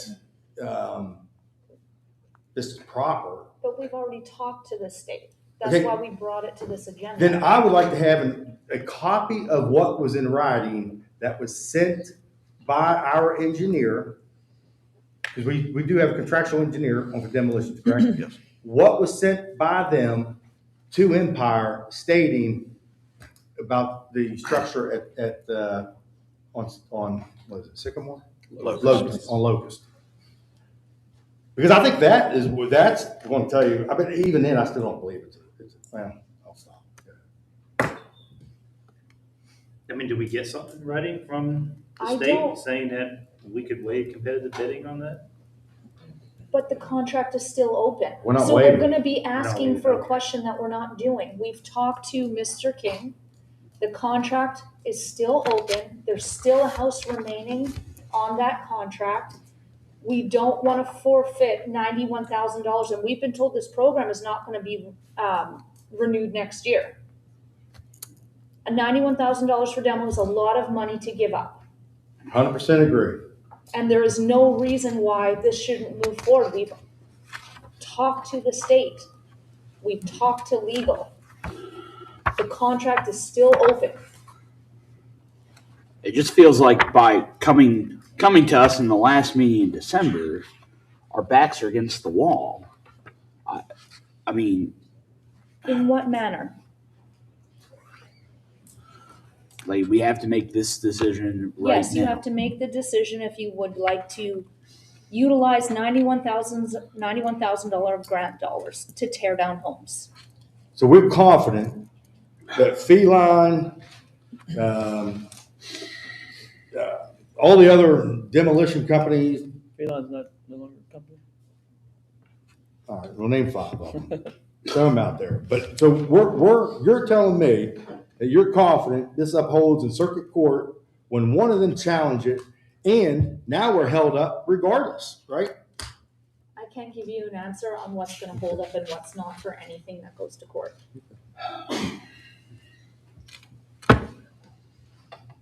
And Mr. King his title is, What is? I'm not sure what his exact title is, but he's the gentleman we've been dealing with for our DLAP grant. He's and over for the top of Division the of Environmental DLAP Protection. program. He makes the decision, yay or nay to, I believe, to pay out the grant Correct. itself. Once we've submitted all the correct paperwork, he actually makes that decision. I would still, just as a courtesy, as a request, if you could please email me the notification in which Stantec, if that's the engineering firm, sent to Empire Builders regarding 756 Locust Avenue. I can try to get that. Because it has to exist. And if not, then we have another issue. Anyone else? We have a motion and a second. All in favor? Aye. All opposed? No. Councilmember Dean, Yes. Councilmember Howe, No. Councilmember Hyman, Yes. Councilmember Jackson, Yes. Councilmember Worth, No. Vice Mayor Riffle, yes. Mayor Malpajoy. Yes. Consideration of approval of the submission of an invitation-only minimum foundation grant for $20,000 for the West Virginia Italian Heritage Festival. The city is to serve as a pass-through agency only, much like our highway safety grant. Mr. Mayor, I make a motion to approve the submission of an invitation-only minimum foundation grant for $20,000 for the West Virginia Italian Heritage Festival. I'll probably second. We have a motion and a second. Any discussion? Bill, I'm glad to see you here, the reigning chair of the West Virginia Italian Festival, and please let us know more about this grant. Well, we were invited to submit for this grant, and we didn't realize how deep this was going to go. So evidently, the organization, they've looked at your finances, they've looked at our finances, we've had to submit our budget, your budget, what's been audited. So what they do evidently is this is for a nonprofit organization. So once they deem that the funds are going to be used for certain things, like if you guys attended this year, everybody was just praising the chairs that we had set out where you could sit down and actually eat. So that's, Marcia, that's one of the things that we've asked that we would like to have. And Mr. Green has also come to our office and told us that we have to have certain tents because of the fire. So we tried to comply with that this year, but that's a big expense for us. So that's part of that grant. And then there were some other things. Obviously Oh. the tents were one, the tables and chairs are what we're requesting. Extension of the road to have more vendors, because when the fire marshal told us we had to have so much space in between vendors, I lost 19 spaces. So we're looking at 10 feet. we're looking at going up further up the street, and there's an electricity issue that we have not figured out yet. So we know that we're going to need money for that. And we were also asking for movable bocce courts so we could have bocce here. And then also some remodeling that was going to go on in the office. Everything that we wanted to do with the money, we have to justify. Right. So all receipts and show that we've actually made those purchases. And I'm not sure why they go, it's a pass-through, but I guess you all will make sure that we do what we're supposed to do or whatever. So, but, we applied for the grant not knowing that we had to go through this pass-through. So, but, we've partnered with you guys before. You've been very generous to us, and we appreciate that. And, last year we had a wonderful festival. I mean, everybody praised the festival last year, and it was a lot because of the seating and all the things that we set up, for convenience to the patrons and stuff. So, And also, the Benjamin is funding festivals this year. So this is a this year thing. They do a different thing every year. So we fit into their agenda. So, this is new money too. Everybody says, we attack those same people year in and year out. And, this is finally new money. So that's why we're working so hard to get it. Well, thank you both. It's, we'll be more than happy, I believe, to be the pass-through. I think it'll be our pleasure, and we'll definitely watch where the pennies are spent. That's right. Thank you. We have a motion and a second. All in favor? Aye. All opposed? Motion carries. Consideration for the city to absorb the total cost of demolition of the burned structure located at 1116 North 24th Street.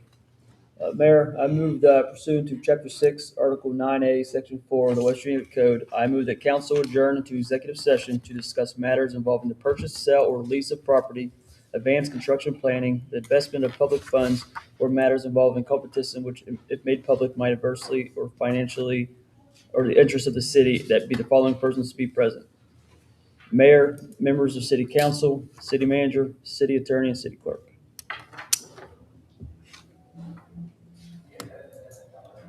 Second. I'm sorry, what'd you say, Mr. Hyman? He was the second.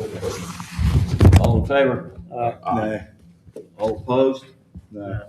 Councilmember Deems? Yes. Councilmember Howe? No. Councilmember Hyman? Yes. Councilmember Jackson? Councilmember Jackson?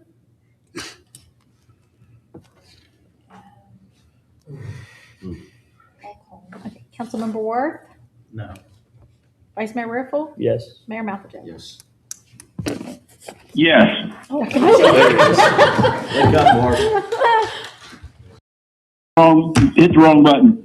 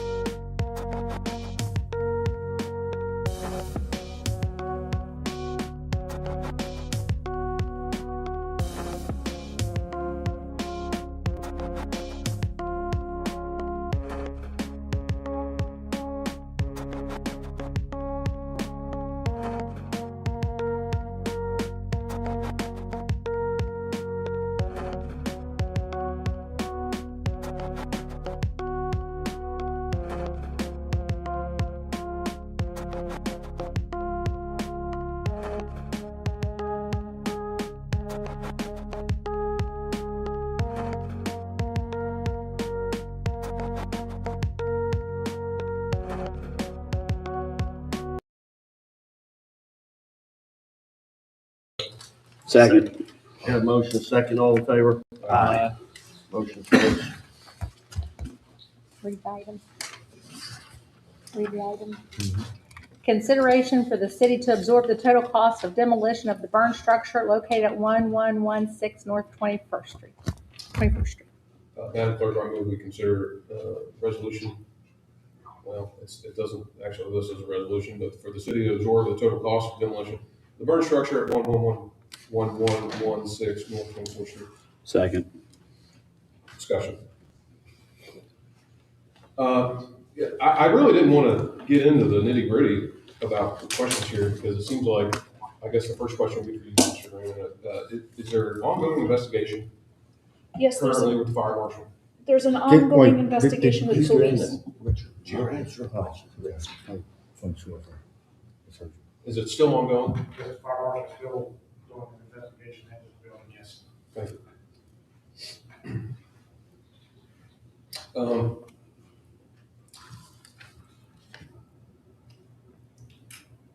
Is there an investigation with the Clarksburg Police Department? Yes. Is that true? Yeah. Okay. Do you know when we may know any more about the investigation? I can talk to our fire marshal tomorrow morning, see if I can get a timeline of what he's going to be doing. Okay. I guess my next question is for Mr. Howe. We have an agenda item here. And yesterday, within the last 24 hours, I received an offer to settle with Mr. Cutlip. And I was curious how this moves into this agenda item, I guess, for Mr. Howe. Well, I think the motion was to table it, so I think that's null and void, right? There's been no motion to table. Oh, did you not? No. What was the motion? What the agenda item says. Agenda item, yeah. Oh, you moved it? Oh, okay. Well, then I'll make if you want, I'll make another motion to amend. That's what we want to do. No, you're more than welcome. I asked a question. I was Oh, hoping to get some clarification. Well, to me, I think we should just turn it, to me, I'd request we send it to Land Reuse Agency to acquire the property.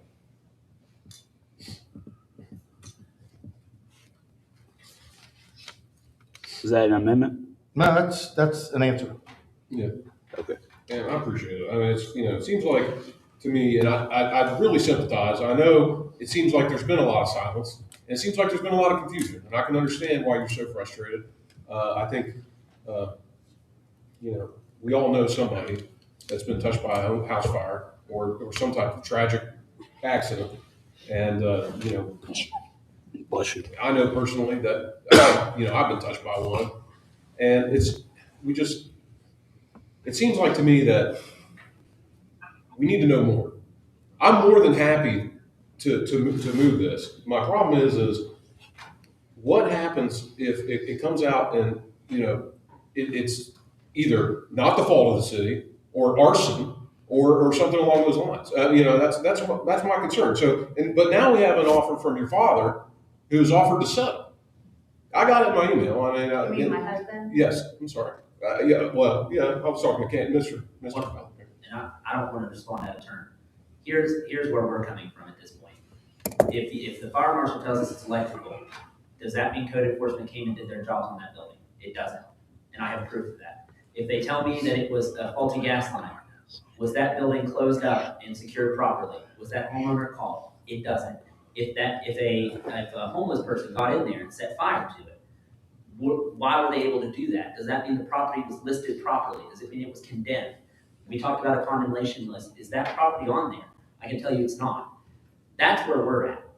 Regardless of what the investigation shows, I can tell you that the investigation will show it started with the property next door. The investigation will show that property was vacant for several months. It'll show that we had emails informing the city of that, and it'll show that the city did nothing. That's where we're coming from. So, and I know where the confusion is, because I don't think there's a lot of communication happening up on that table about this. That's very open and transparent. And I don't want to speak any more out of turn. That's where we're coming from. And I know that's what this investigation will show. Well, could you speak to the settlement that we received from your father? Really, what that is saying that at the point we're at, the city, we're calling the city liable for this. We're saying that we have said it a million times. We have done what we were told to do by our city. We followed up. We submitted how many complaints? I have documents that show that at no point did an inspection ever happen. At no point was that city ever looked at. At no point or that property ever looked at, excuse me. At no point was that property owner contacted. This is over several months. So the settlement is, should my parents have to pay for a property to be torn down, that settlement is going to tear down, it's taking the property, giving them a little bit of closure and saying, you know what, we're going to take a little bit of accountability because in our process, we failed. That's what that is. And it's incredibly low considering, that they've lost everything they own. I would like to say that I would still be living there. She's not living in Clarksburg anymore. She has been removed from Clarksburg. That's what, how far? A town that she grew up in. And the answer is, and the fire marshal can say it, and the detectives can say it, and again, we appreciate all that work. Regardless of what happened over at that home, was that home secure? Did code enforcement do its job? And if anybody out there can tell me they did, then I can share my documents, or Mrs. Bell can share them with you and show they did. That's where we're coming from. Is this was a failure on the part of the city, and it wasn't a failure on the part of us. Well, I mean, some of the details that I've heard, and that's the issue. It seems like we don't know from any type of investigation exactly what was going on. I've heard mixed signals that there was no utilities on. I've heard, other things that the utilities were on. I've heard that the gas was off and the electric was on, and vice versa. No, the gas was off. It had been turned off when they came. I would like to make a motion. Wait. Hold on, Mark. We're getting an explanation here. Go ahead, I'm sorry. The day of the fire, we called utilities to make sure that our house wouldn't be any further damaged. And the gas immediately came out and said, well, this line has already been cut 3 months ago, or it was turned off 3 months ago, but we'll go ahead and cut your line because we didn't want another fire to start. And since then, I've gone back into my home. And someone has been in my home. And again, that ended up being on their part to board up that house. But here's the thing, you're saying were the utilities on, were they off? Whose job was that to check that on a vacant home? Was it ours as the neighbor? On Thanksgiving night, should I have had to wake up to a call at 1 o'clock in the morning that my house was on fire? Because that's what you're voting on here. Was this right? Did the city act in a way that fulfilled its legal duty? And I can tell you from the research I've done, it didn't. Mrs. Cutlip, when did the house get broken back into? I've been back several times, but not since then. There was an Officer White that contacted me the day because I did call 911 and let them know that someone was in my home. Well, the day I was over there was some gentleman that was No, they were boarding up the windows. That was the day after, and that I found things in my home that had been moved. And okay. Because I was going to say I was over there about a week or so ago, and yes. There was some gentleman that was putting up plywood. It wasn't them. They actually were my husband's friends from work that came to help because we couldn't. There was one window that we couldn't get boarded up. So yeah, it's been a lot, and I feel like if my calls had been answered, the emails had been answered, I'd still have a home. And so I do place the fault on code enforcement. And it's just, I think they're understaffed. I think they're not certified. And I think some changes need made. And I'm not here just for the Cutlips, but for our community. Because I do believe in it. And I want to buy another house in Clarksburg. I don't want to live in Bridgeport. Thank you. Yes, sir. Yes. Is everyone finished? It seems to be. Okay. I would like to make a motion that we table this item until we get a completed investigation. And that we don't rush to judgment. Let's find out exactly what was going on there before we make a judgment on this.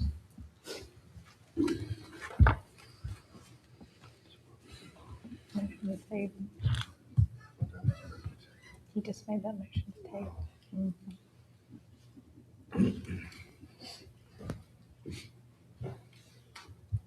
Well, I mean, unfortunately, I have to second it. And I have no problem, moving forward with the document that your father sent. I really don't. But I want to make sure that we're doing the right thing to follow up with this investigation. That's, and I'm sure it'll come back in a positive light. I mean, it's positive as it can be, unfortunately. So can I ask a question? I may or may not be able to answer, but yes. Okay, so the fire occurred, it didn't occur from my property, so it did occur from this abandoned home. So what's being tabled is the question of whether the fire started because of electrical or because someone was in that home and started it on the floor or whatever, these things happen in Clarksburg. So it's being tabled for what? Can you just tell me for what reason? I'd like to see a completed investigation from the fire marshal and possibly the Clarksburg Police Department. I mean, that's all I really want to see. You just want a final report? Yeah, I mean, I think that's understandable. Okay. How long does something like that take? I mean, I've called and asked for a police report and they said your insurance company will get it. I've called and asked for a fire report, your insurance will get it. Well, my insurance met today, and my insurance is good for us. They've done well by us. They've put us in housing. They have said that it's not our fault. So then the next step would be to find out then if code enforcement was at fault for not doing their job. Is that then on my part? Is that what I need to do? Is to figure out legally whether code enforcement did not do their job, which caused the burning down of my home and my children's home. Is that where we are? Well, I mean, somebody else want to add something? So I think by us tabling it, I think we are still considering that. So I don't think we would be requesting you to follow through that. Personally, if I feel like we're responsible, I would be in favor of returning to this item. So, because if we are accountable, I 1,000% almost be accountable, and I want to fix it, move forward for the community. Unfortunately, we can't go back in time. So we'll resend our letter. No, we received your letter. Right. See, this is the problem I had about bringing this stuff up, but that's. It's okay. That's why we went. I mean, it's a touchy subject, obviously. I mean, it's. Yeah, I think. Oh, sorry, were you done? No, there's a motion to take one. Yeah. All right. I'm good. Okay, we have a motion and a second to table. All in favor? No. Aye. No. Councilmember Deems? No. Councilmember Howe? No. Councilmember Hyman? Councilmember Jackson? Yes. Councilmember Worth? No. Vice Mayor Ripple? Yes. Mayor Malfajo? Yes. Discussion and potential authorization for bidding on Northview Elementary School and or WI Middle School. I move we table this item. Second. We have a motion and a second. All in favor? No. Council Mark? You vote no to table it? How about that? On the school. He said no. Oh, I'm sorry. On the school? Yeah. Yeah. Well, I thought, we didn't get. Can we have some discussion maybe about this? Is that okay? Sure. Yeah, go ahead. Well, I mean, we Why didn't have not? any discussion Sure. about it last Okay. night, All right. and I'm not upset about that because I want to do well. But Well, I didn't know it was going to be on the agenda, so I go back to that argument, I guess. I guess what I want to know is what we're doing here. That's what I want to I know. think And council that's why I has to wanna talk vote, Me I too. think council has to vote on the tabling first. If the table dies, then you can go back to discuss it. True. I guess do a roll And call. is this still the property at, Northview? No. Northview and WI Middle School. Oh, okay, okay, so what's the motion, that we purchase these? No, motion to table it. Someone put a motion to Call- table, to table. Call the vote. So you have to vote if you want to table it or not, Mark.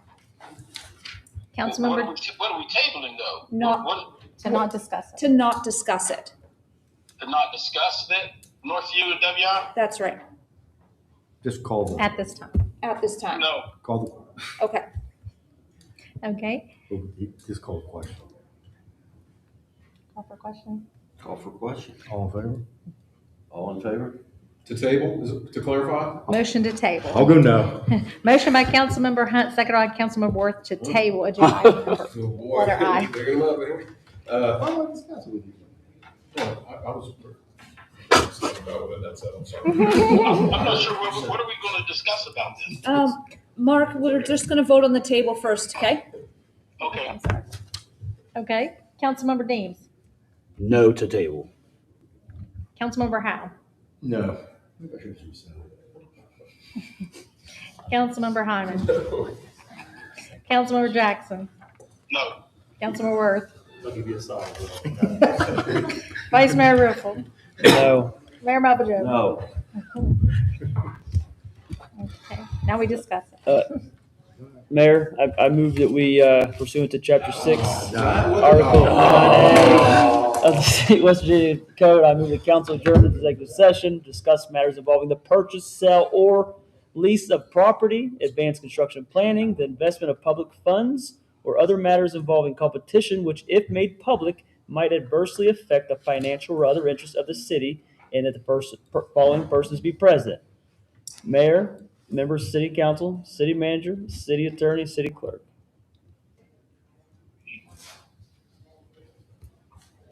Second. Motion and second.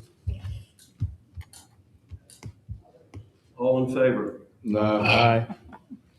Councilmember Deems. Yes. Councilmember Howe. No. Councilmember Hyman. Yes. Councilmember Jackson. yes. Councilmember Worth. No. Vice Mayor Riffle. Yes. Mayor Mabajo. No. Okay. Just still more water back there? Yeah. You failed. It did. No, it passed. It passed. Okay. Yeah.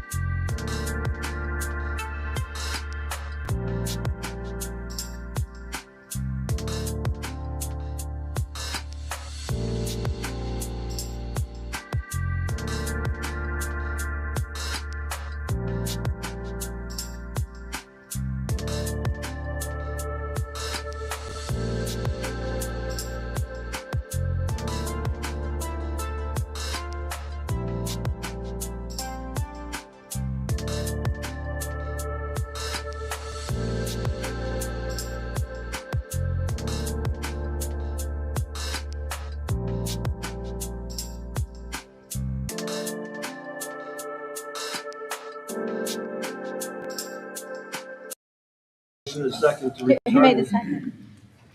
Ryan. Ryan. All in favor? Aye. All opposed, motion carries. I make a motion that the city of Clarksburg participates in the auction for the property located, formerly known as the Washington Irving Middle School. We have a motion and a second. All in favor? Aye. Yes. All opposed? No. Councilmember Deems? Yes. Councilmember Howe? No.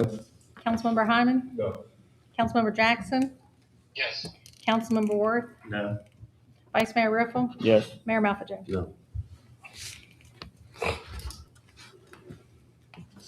4 noes. Huh? 4 noes. Yep. Consideration of the payment of the statement from Spillman, Thomas, and Battle regarding internal investigation. Mr. Mayor, I move, we authorize payment to Spillman, Thomas, Bow regarding internal investigation for $44,429. Can't hear.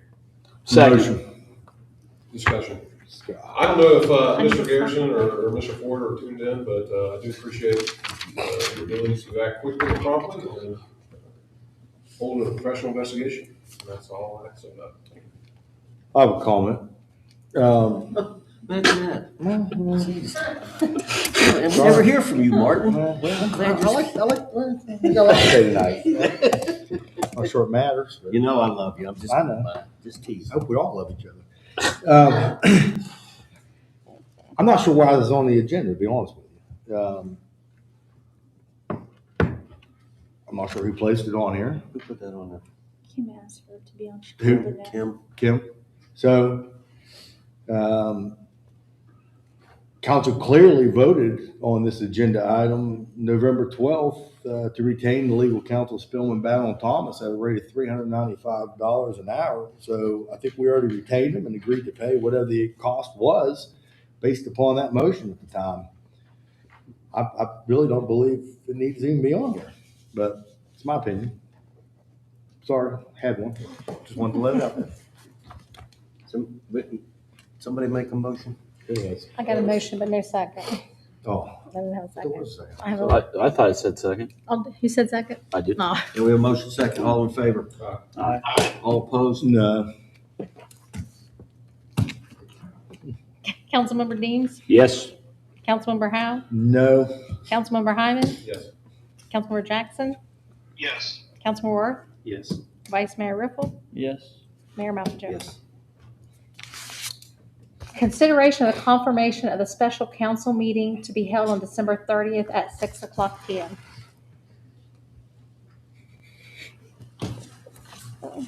So move. Second. We have a motion and a second. Discussion.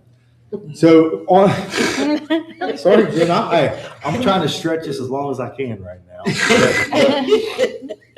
So I guess my question will be, if we do not receive, so regarding the tip. So if we do not receive a confirmation from the West Virginia Economic Development, or do we still need to have this meeting? No. Yes. No. Okay, so we will have a meeting with, there's other agenda items, I guess. I have a couple. On that special For meeting? the 30th? Yeah. We could push them off to the first meeting in January. And that wouldn't be until late January. So I just want to make sure that, I mean, if we need it, we need it, but I mean, so, okay, there's my motion. Or, did I make a motion? All right. Call the question.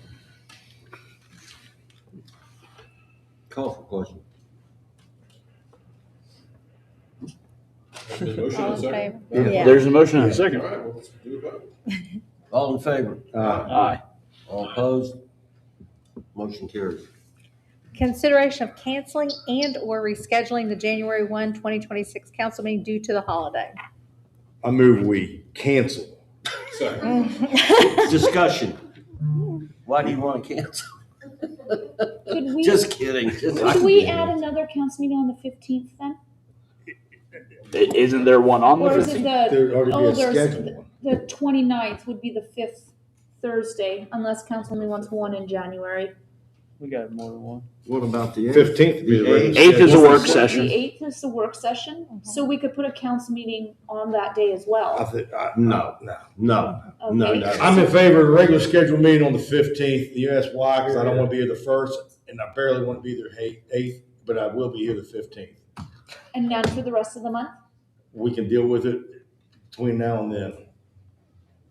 29th's the last Thursday of the month. We've got 20-something days to figure that one out. Let's just call the question.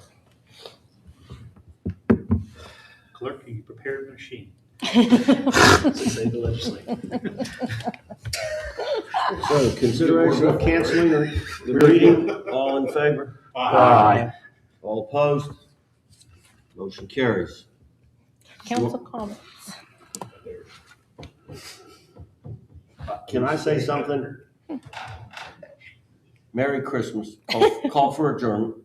Oh, really? No, I'm just kidding.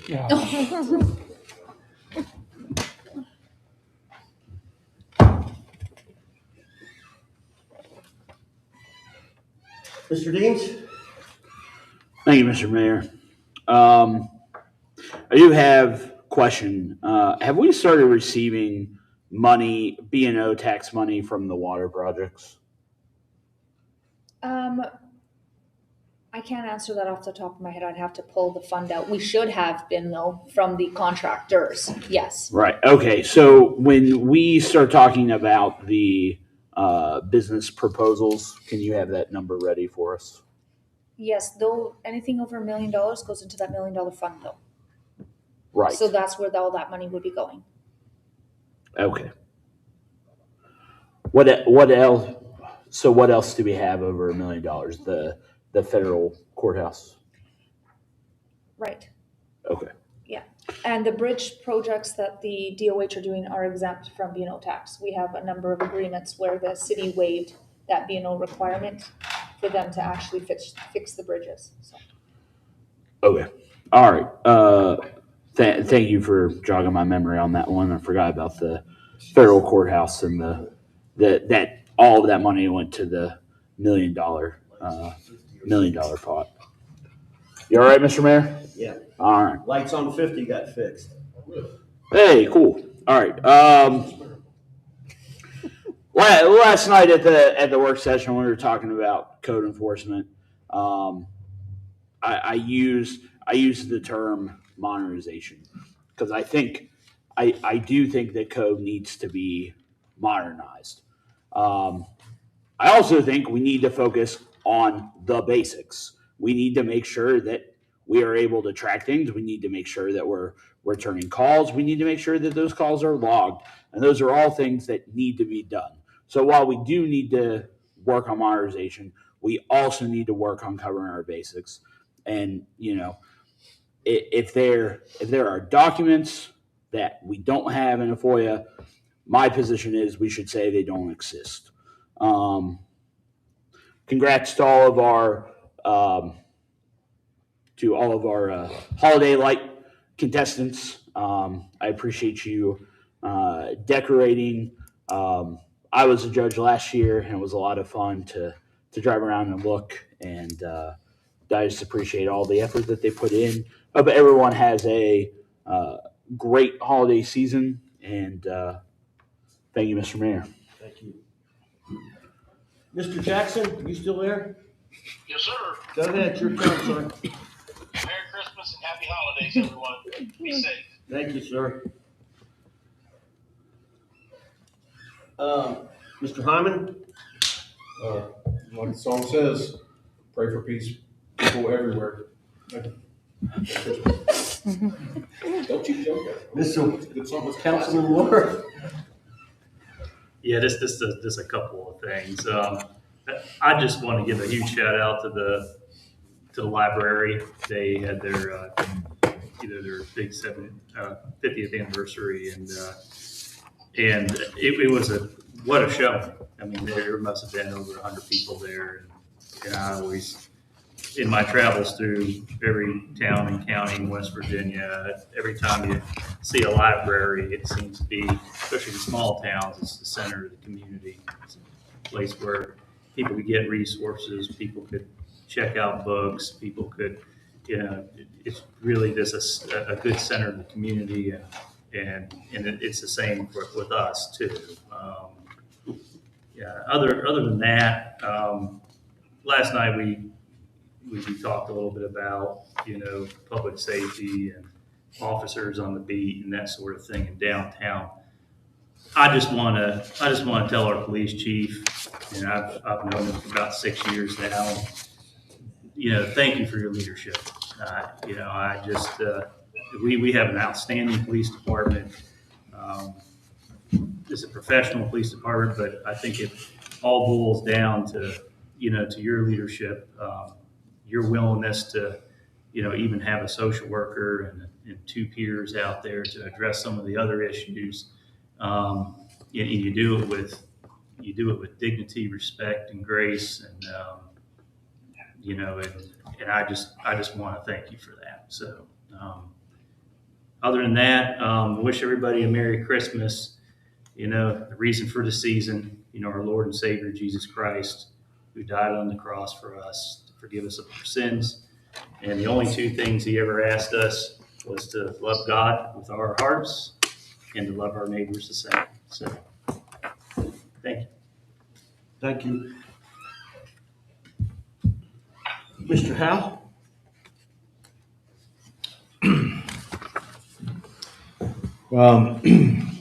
So again, going back to the Spillman investigation thing out there, I did vote no on that, but again, as I said, I think we already handled that situation. I'm not so sure it needed to be back on that agenda. But just to clarify, I think Mr. Garrison did I'll echo Councilman Hyman's words. I think he did a fine job with the investigation overall. But I would like to make a statement about that too, is that I think council was bound really to conduct a thorough and impartial investigation. To ignore the allegations or complaint would have been reckless by council as a whole. I do strongly believe that all of this council is committed to upholding the higher standards of professionalism, accountability, and transparency.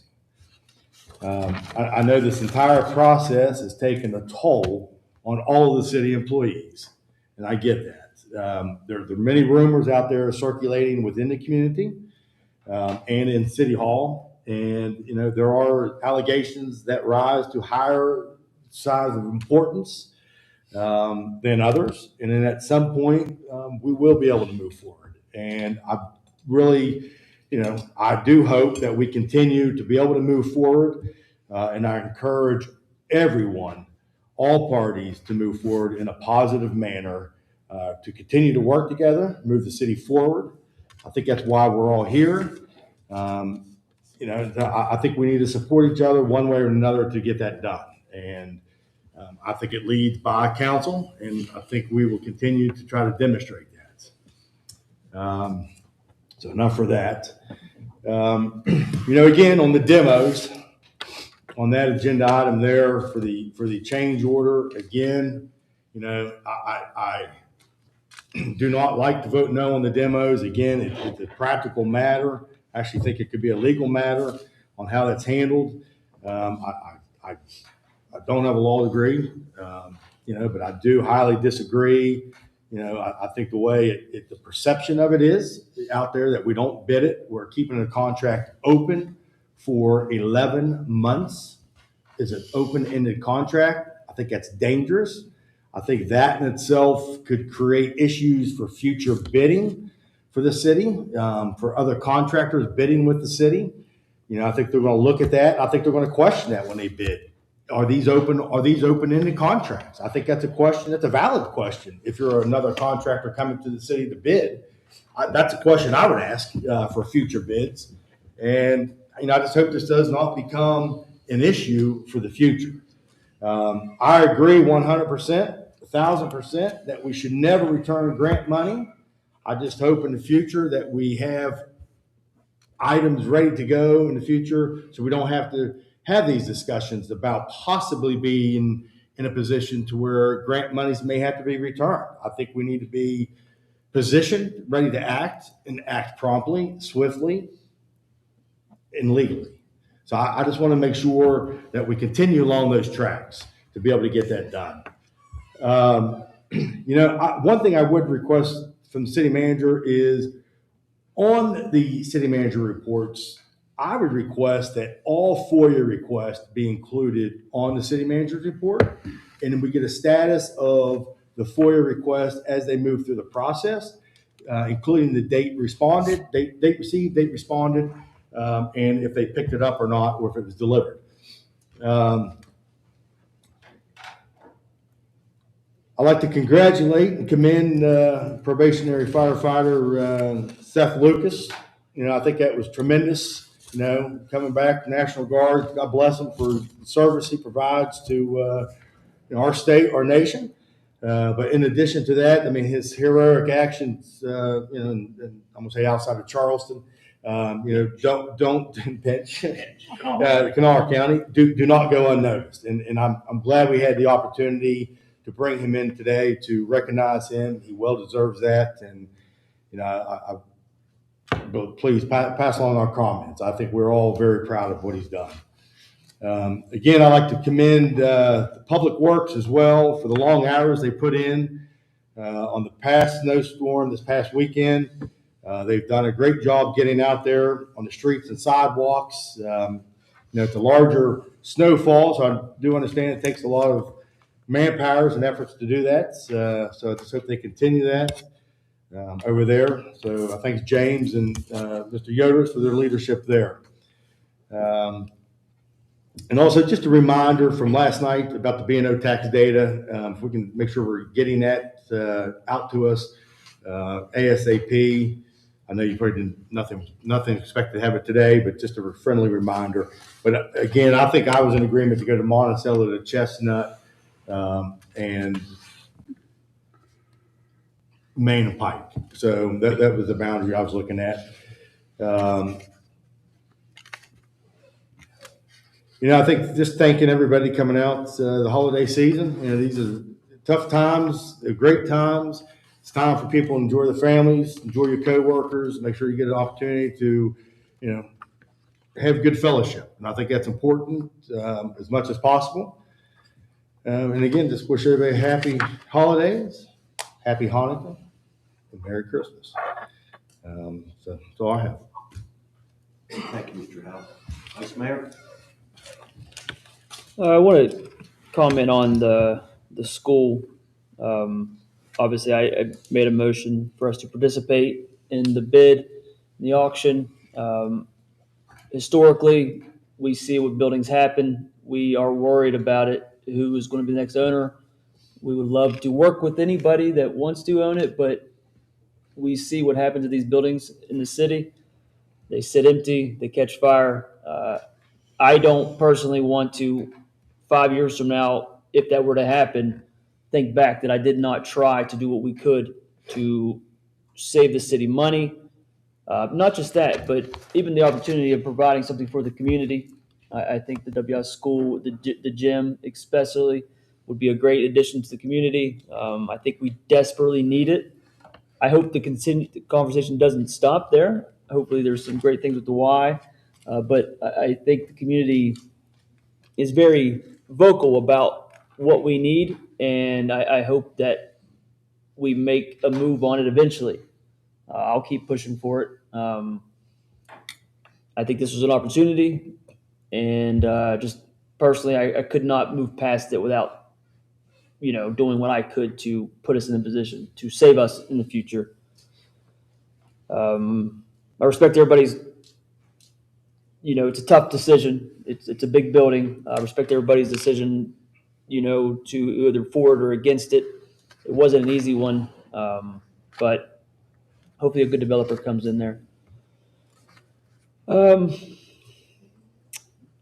had some good battles the last 2 nights. It's a good time. The Christmas is coming around. Appreciate Councilman Howe's comments. We got to work together. We battle it out because these are all important things, important topics. It's for our community, for our citizens. We don't always agree.